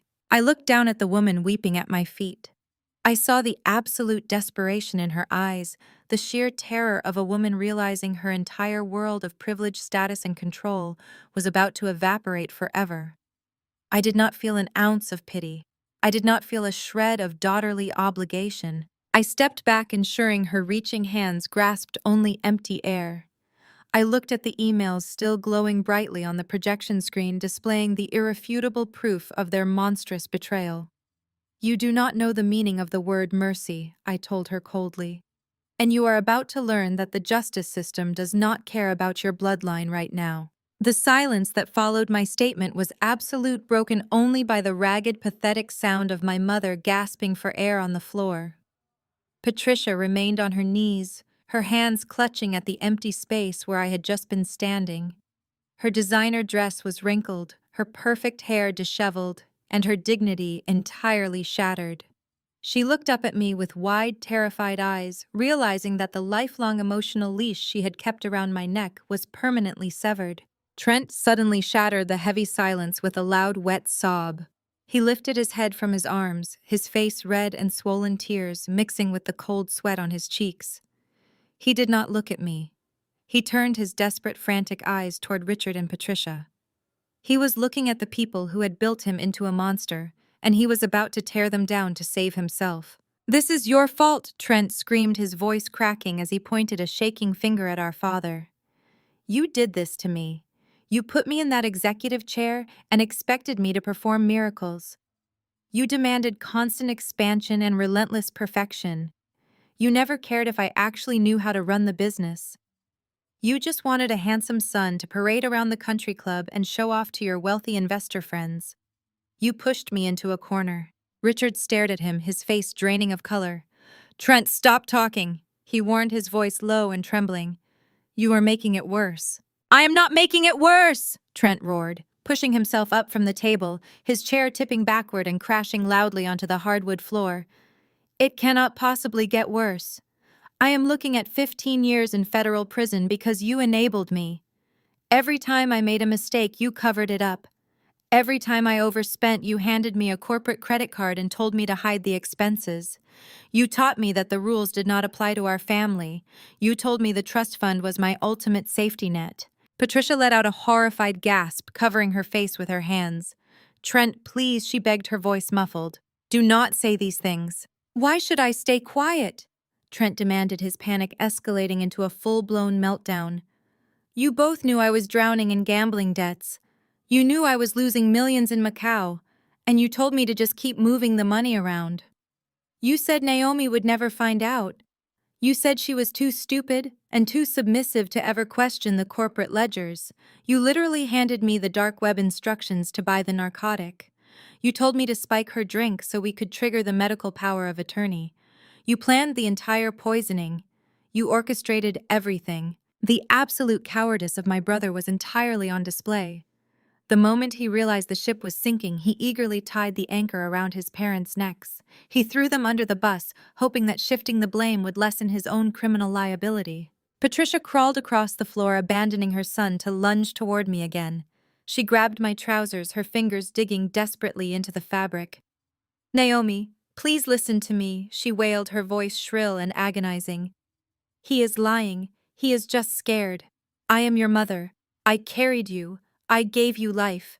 You cannot let them take me away. You cannot let them put me in a cage. I did it because I was terrified of losing our home. I was trying to keep our family together. A mother does absolutely anything to protect her beloved children. Please show some mercy." I looked down at the woman clinging to my leg. She was attempting to weaponize the very concept of maternal love, twisting the most sacred biological bond into a cheap bargaining chip. She wanted me to feel a profound emotional duty to save her, completely ignoring the fact that she had actively conspired to destroy my sanity just 48 hours ago. I forcefully stepped backward, tearing the fabric of my trousers from her frantic grip. Do not ever use the word mother with me again, I commanded, my voice echoing like a gunshot in the sterile conference room. A mother protects her child from monsters. You became the monster. You sat in the front row of my wedding, smiling at me, knowing I was about to drink a military-grade hallucinogen. You watched me take a sip, and you felt absolutely nothing but greed. David stepped up beside me, a towering wall of protective fury. He looked down at Patricia with unvarnished disgust. You surrendered your parental rights the second you plotted to poison your daughter. David stated, his tone freezing the air in the room. You are not a family anymore. You are a criminal syndicate, and your enterprise has officially filed for bankruptcy. Do not attempt to touch my wife ever again. Patricia collapsed onto the floor, curling into a tight ball, sobbing uncontrollably. Richard remained frozen in his chair, staring blankly at the projected emails on the wall, completely catatonic as his entire empire turned to dust. Trent backed into the corner of the room, sliding down the glass wall until he was sitting on the floor, pulling his knees to his chest like a frightened, pathetic child. I stood tall, feeling an immense, undeniable weight lift off my shoulders forever. The heavy chains of familial obligation, the constant desire for approval, the desperate need to be loved by people incapable of love, it was all completely gone. They had tried to break me, but they had only succeeded in forging me into a weapon that dismantled their entire existence. I drew an absolute, uncrossable boundary right there on the polished hardwood. They would never touch my life again. Today marked the permanent and absolute end of their reign. The heavy silence in the conference room was suddenly shattered by a faint, high-pitched wail echoing from the busy Manhattan streets below. At first, the sound was easily dismissed as just another piece of city background noise, but the wail grew steadily louder, multiplying and layering, until it became an undeniable, deafening roar of approaching sirens. The flashing red and blue lights began to reflect off the surrounding glass skyscrapers, casting frantic, strobing colors into our mahogany boardroom. Richard finally lifted his head, his bloodshot eyes widening in absolute terror as he stared at the floor-to-ceiling windows. Patricia stopped her pathetic weeping and scrambled into a sitting position on the hardwood floor, her chest heaving with fresh panic. Trent remained huddled in the corner, pressing his palms against his ears, as if trying to block out the inescapable reality of his own destruction. They all looked at me, their faces twisted into masks of pure horror. They had genuinely believed we were just engaging in a hostile negotiation. They actually thought they could bully their way out of a federal indictment using tears and empty promises.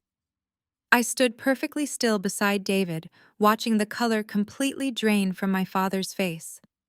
You called them, Richard whispered, his voice trembling so violently he could barely form the words. You actually called the authorities on your own family.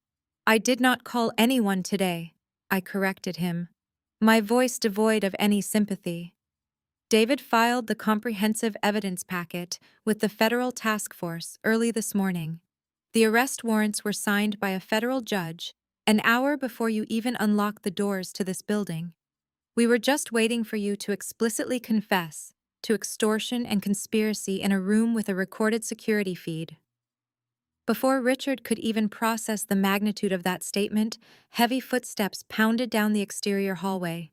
The chaotic commotion outside grew incredibly loud. Secretaries gasped and office chairs scraped frantically against the floorboards as the receptionist shouted protests.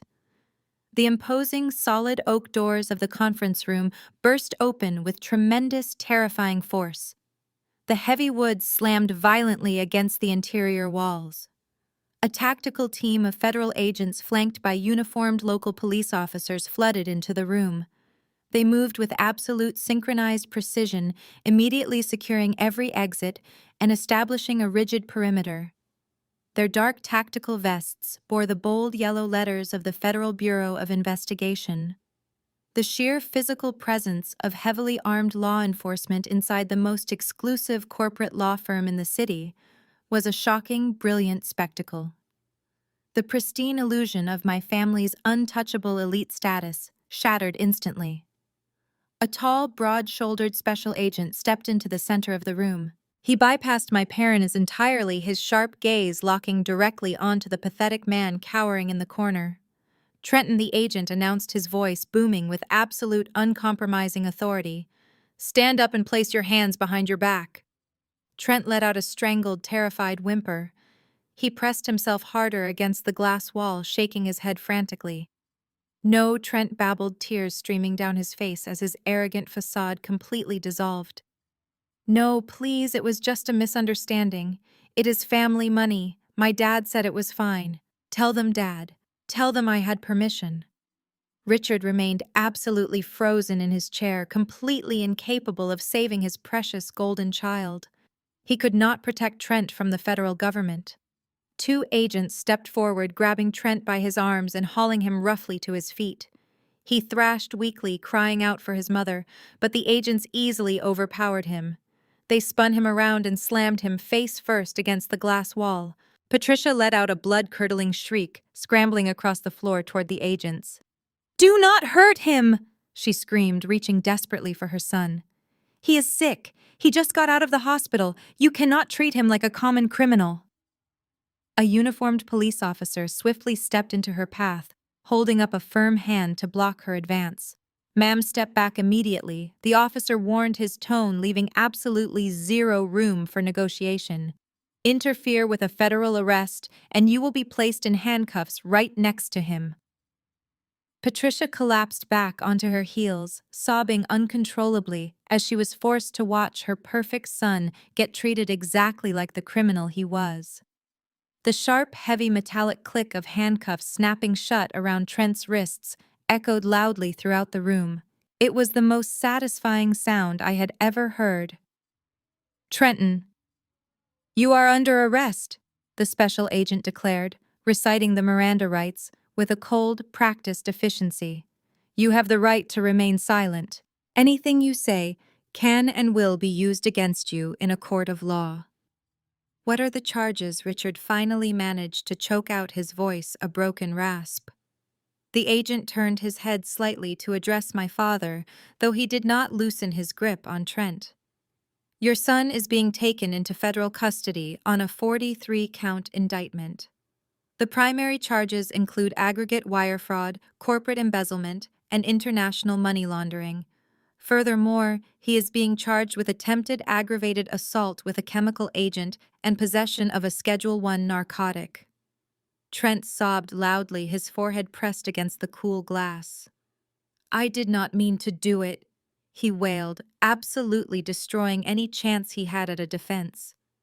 "My mom told me to wait until the wedding. She told me to drug her." Patricia gasped, her hands flying to her face as her own son threw her directly into the line of fire. The federal agents immediately took note of the spontaneous confession. I watched my mother realize that the deep loyalty she had demanded from her children was completely one-sided.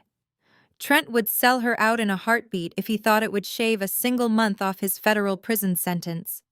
"Take him downstairs," the special agent ordered his team.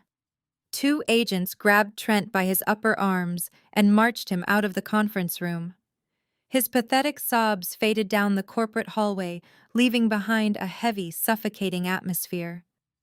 The sudden departure of his heir finally snapped Richard out of his catatonic state. He blinked rapidly, his chest heaving as the absolute reality of the situation crashed down upon him. He had lost his son to the federal government. He was losing his corporation. But his blinding arrogance refused to let him accept defeat gracefully. He desperately needed to regain control of the narrative. He needed to reassert his dominance in a room where he had just been rendered entirely powerless. Richard frantically scanned the remaining law enforcement officers. He bypassed the federal agents and locked eyes with a senior captain from the local police department who was standing near the doorway. Richard straightened his tie, puffed out his chest, and fully leaned into the ugly systemic prejudice he had relied upon his entire life. Officer Richard barked, his voice dripping with aristocratic entitlement. "You need to arrest that man immediately." He pointed a trembling accusatory finger directly at David. "My wife and I have been held hostage in our own conference room for the past hour. That aggressive black man forced his way into a private family meeting and has been ruthlessly threatening us. He is trying to extort us for millions of dollars. He fabricated these ridiculous charges against my son to steal our family corporation.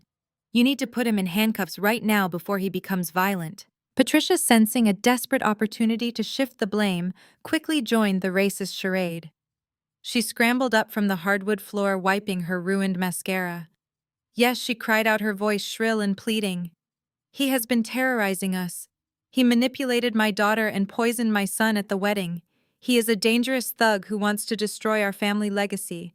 Please, officer, you have to protect us from him." I stood beside David, absolutely disgusted, but entirely unsurprised by their behavior.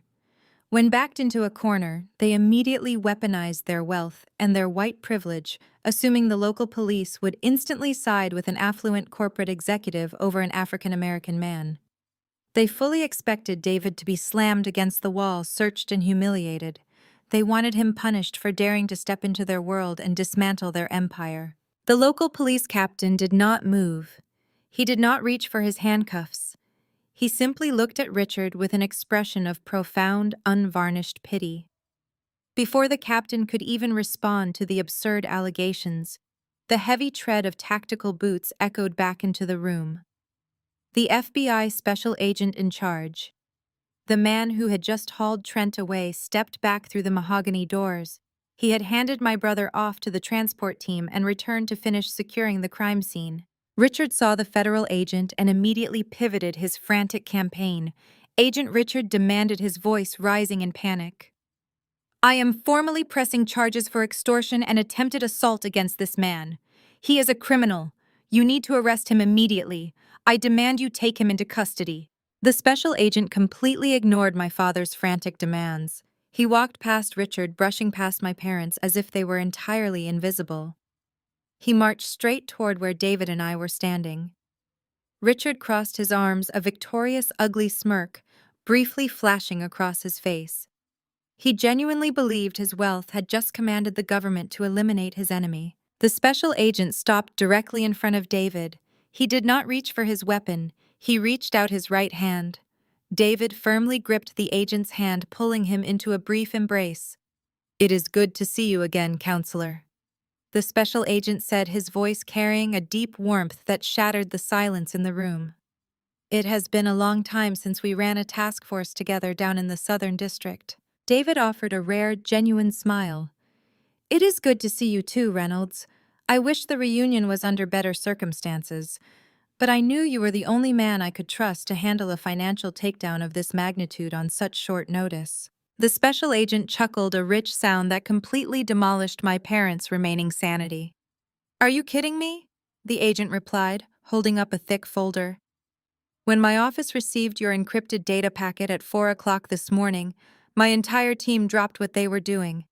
I have never seen a more flawless, airtight case file in my entire career. You handed us the dark web ledgers, the offshore routing numbers, and the internal corporate communications wrapped in a neat little bow. You basically did our entire job for us, Mr. Prosecutor. We just had to show up and put the handcuffs on the target." Richard staggered backward, his legs giving out completely. He collapsed into a leather chair. The triumphant smirk was wiped from his face, replaced by a gaping expression of pure devastation. He finally understood the true identity of the man he had been insulting. David was not just a corporate lawyer. He was a heavily connected former federal prosecutor who commanded the absolute respect of the United States government. Richard had tried to weaponize the police against a man who used to direct federal law enforcement agencies. Patricia let out a pathetic whimpering sound, clutching her diamond necklace as she stared at David with terror. The immense, undeniable power dynamic had just violently shifted. The man she called an aggressive thug was currently laughing with the federal agent commanding the raid. They had brought their petty country club arrogance to a federal battlefield, and they had been utterly obliterated. The realization that they were entirely powerless against David completely crushed whatever microscopic fight they had left in their souls. Special Agent Reynolds turned his attention away from David and signaled the remaining officers in the room to initiate the secondary phase of their operation. Two federal agents immediately stepped forward, unfurling a thick stack of legal documents printed on heavy official paper. They marched directly toward my parents. Richard watched them approach with hollow, unblinking eyes, while Patricia shrank back against the leather upholstery of her chair. Richard and Patricia Agent Reynolds announced, his voice projecting absolute authority across the boardroom. Based on the digital evidence provided this morning, including your own internal email communications, a federal judge has authorized immediate asset seizure warrants for your entire personal and corporate portfolio. You are officially named as co-conspirators in an ongoing federal investigation into international money laundering, wire fraud, and extortion. Richard let out a strangled gasp, his hands clutching his chest. "You cannot seize my assets," he stammered, his voice cracking under the immense weight of the federal decree. "I did not steal the money from the trust fund. My son acted alone. We just found out about the deficit today. You have absolutely no legal right to confiscate my personal property." Reynolds did not even blink at the pathetic attempt to shift the blame. "Ignorance is not a defense when your own private emails explicitly detail a conspiracy to cover up a felony," the agent replied coldly. "You actively conspired to hide an $8 million deficit from federal auditors. You knowingly allowed stolen capital to fund your corporate operations. Under federal racketeering statutes, every single asset purchased, maintained, or associated with those laundered funds is subject to immediate federal forfeiture." Agents began moving methodically throughout the executive suite. They placed bright red evidence tape over the desktop computers, seized the corporate filing cabinets, and began tagging the expensive artwork hanging on the walls. One agent approached Richard and smoothly confiscated his solid gold wristwatch and the mobile phone resting on the table. Patricia watched the confiscation in absolute horror. She stood up on shaky legs, her hands trembling as she looked at the federal agent. "What exactly does asset forfeiture mean for us?" she asked, her voice a fragile, terrified whisper. "What are you taking from us right now?" David stepped forward, answering the question with the surgical precision of a seasoned prosecutor. "They are taking absolutely everything, Patricia. The federal warrants cover the corporate banking accounts, your private offshore reserves, and your investment portfolios. Furthermore, since the stolen trust fund money was used to pay the property taxes and maintenance fees on your primary residence, your sprawling estate is now property of the United States government. The luxury cars sitting in your garage are being towed as we speak. You have exactly $0 to your name, and you are officially locked out of your own home." The reality of her complete financial annihilation struck Patricia like a physical blow. The mansion, the luxury vehicles, the designer wardrobe, the country club memberships, all the superficial armor she had used to protect her fragile ego and demean others, was entirely gone. She was instantly reduced to absolute poverty. The social standing she valued above her own daughter's sanity had evaporated in a matter of seconds. When her high society friends saw the evening news, she would become an absolute pariah. No one in her elite circle would ever answer her phone calls again. The sheer magnitude of the devastation finally shattered the last remaining fragments of her composure. She turned her wild, tear-filled eyes toward me, her face contorted into a mask of pure, unadulterated hatred. "You did this!" Patricia screamed, her voice tearing through the conference room like shattered glass. She lunged forward, though an agent quickly stepped into her path to hold her back. "You ruined this family. We gave you a privileged life. We clothed you, we fed you, and we introduced you to high society. And this is how you repay us. You are a vindictive, ungrateful monster. You destroyed your brother. You destroyed our business. You took away my home. You orchestrated this entire nightmare just to punish us because you were always jealous of Trent. You ruined everything." I stood perfectly still, letting her toxic accusations wash over me without absorbing a single drop of her poison. I did not feel an ounce of anger or sorrow. I looked at the woman who had spent my entire existence trying to make me feel small, and I felt nothing but profound, absolute liberation. I stepped around the federal agent, closing the distance until I was standing just a few feet away from my mother. I looked directly into her frantic, weeping eyes. "I did not ruin this family," I said, my voice echoing with a calm, icy finality that silenced her hysterical screaming. "You ruined yourselves. You built an empire on lies, arrogance, and fraud. You raised a son who thought he was entirely above the law and you enabled his worst impulses because you cared more about his appearance than his character. You handed him the matches and he burned your legacy to the ground. Patricia opened her mouth to argue, but I cut her off, my tone dropping to a sharp, lethal register. And as for me being ungrateful, I continued, never breaking eye contact. You should be exceptionally grateful that I am standing here today. Because if I had actually drank that poisoned champagne at my wedding, if I had let you lock me inside a psychiatric ward and steal my corporate shares, you would still be facing the exact same federal audit in 14 days. The only difference is that you would have destroyed my life along with your own. Instead, you got a relentless forensic accountant who knew exactly how to track your crimes, and a former federal prosecutor who knew exactly how to ensure you face the absolute maximum prison sentence. I will never apologize for surviving the absolute destruction that you deliberately engineered today. I turned away from my mother for the final time, walking back to David as the federal agents escorted my parents out of the glass conference room. They were not placed in handcuffs like Trent, but they were legally barred from ever stepping foot inside that building again. We watched through the floor-to-ceiling windows as Richard and Patricia were marched out onto the busy Manhattan sidewalk, stripped of their corporate access, their dignity, and their entire financial empire. The heavy mahogany doors of the law firm closed firmly behind them, shutting them out of the privileged world they had valued above their own flesh and blood. 8 months later, we sat in the polished wooden gallery of a federal courtroom, watching the justice system finalize the destruction they had brought upon themselves.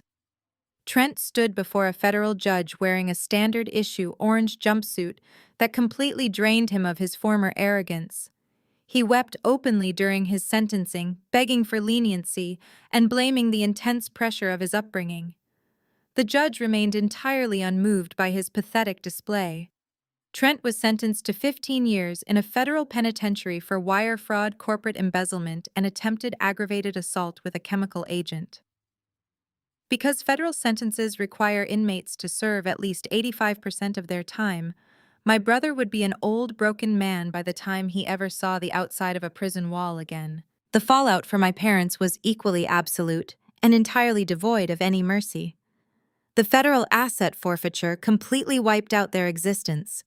The government seized the sprawling estate, the luxury vehicles, the offshore accounts, and the corporate holdings. Richard and Patricia were forced to declare total bankruptcy.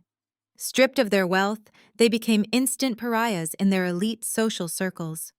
The country club revoked their membership, and their wealthy friends immediately blocked their phone numbers, refusing to be associated with convicted money launderers. They eventually relocated to a cramped one-bedroom apartment on the outskirts of the city, living entirely on a fixed minimal income. I heard through former acquaintances that Richard spent his days sitting in a worn armchair, staring blankly at a small television, unable to comprehend how his mighty empire had simply vanished. Patricia attempted to secure a job at a high-end retail boutique, but the manager recognized her from the evening news and immediately turned her away. They were completely isolated, trapped in a tiny space with nothing but their bitter regrets and the undeniable reality that they had engineered their own catastrophic downfall. They had chosen to protect a thief, and it cost them absolutely everything they held dear. While they sat in their dark, cramped apartment, David and I were half a world away, surrounded by the crystal-clear turquoise waters of the Maldives. We took a delayed, highly necessary honeymoon, spending 3 glorious weeks disconnected from the chaos of corporate audits and federal indictments. We drank champagne on the deck of a private overwater bungalow, watching the vibrant, glowing sunsets paint the beautiful horizon. The heavy, suffocating anxiety that had mercilessly plagued my entire life was now entirely gone. For the first time, I felt an overwhelming sense of pure, profound, untethered peace. David held my hand as we walked along the white sand beaches, our marriage forged in the intense fire of that chaotic wedding day and hardened into an unbreakable, lifelong bond. He proved exactly who he was when the walls closed in a brilliant, fiercely loyal protector who would gladly burn the world down to keep me completely safe. When we finally returned to New York, I was ready to build my own legacy on my own terms. I took the capital I had safely secured long before the corporate collapse and officially launched my own independent forensic accounting firm. I leased a beautiful modern office space overlooking the city skyline, but my firm was not designed to help massive corporations hide their wealth. I dedicated my practice exclusively to investigating financial family abuse. I took on clients who were being manipulated, extorted, or robbed by their own relatives. I used my specialized skills to untangle hidden trust funds, expose secret offshore accounts, and provide victims with the exact financial ammunition they needed to escape their toxic families. Every time I handed a client the irrefutable evidence they needed to reclaim their freedom, I felt a deep, resonant sense of justice. I took the intense pain and the horrific betrayal I had experienced and weaponized it into a tool for survival and empowerment. My parents had spent my entire life trying to convince me that I was a disappointment, a mere background character in the magnificent story of Trent. They failed spectacularly.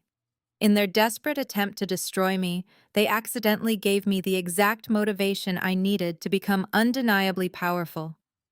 I did not just survive the fire they set. I emerged from the ashes and built an absolute fortress. Family is supposed to be your safest harbor, but sometimes it is the very storm you need to escape. Blood does not automatically grant someone the right to manipulate your mind, steal your future, or demand your unquestioning loyalty. The most courageous thing you can ever do is look at the people who share your last name and decide that you truly deserve infinitely better than their conditional love. Has there ever been a moment in your own life where you realized the person trying the hardest to tear you down was actually a member of your own family? Have you ever had to draw an absolute uncrossable boundary to protect your sanity and your future from the people who claim to love you the most? Do not ever feel guilty for cutting off the dead branches so you can finally grow. Please share your story in the comments below and let us remind each other that the family we choose is always stronger than the family we leave behind. Reflecting on Naomi's harrowing journey, the most profound lesson illuminated is the absolute necessity of dismantling the toxic myth of unconditional family loyalty. For far too long, society has pushed the dangerous narrative that blood relations demand endless forgiveness, even in the face of profound, calculated betrayal. Naomi's story spectacularly obliterates this expectation. Her parents and brother used the concept of family not as a sanctuary of love, but as a ruthless weapon for extortion, manipulation, and financial theft. They expected her to absorb their crimes and even sacrifice her own sanity simply because they shared the same DNA. However, Naomi teaches us that true strength lies in recognizing when a familial relationship has become a dangerous parasite. She did not merely survive their abuse, she meticulously drew an uncrossable boundary. By refusing to let her mother weaponize maternal love to escape legal accountability, Naomi proved that protecting your peace sometimes requires walking away from the very people who brought you into the world. Setting boundaries with toxic relatives is never an act of cruelty.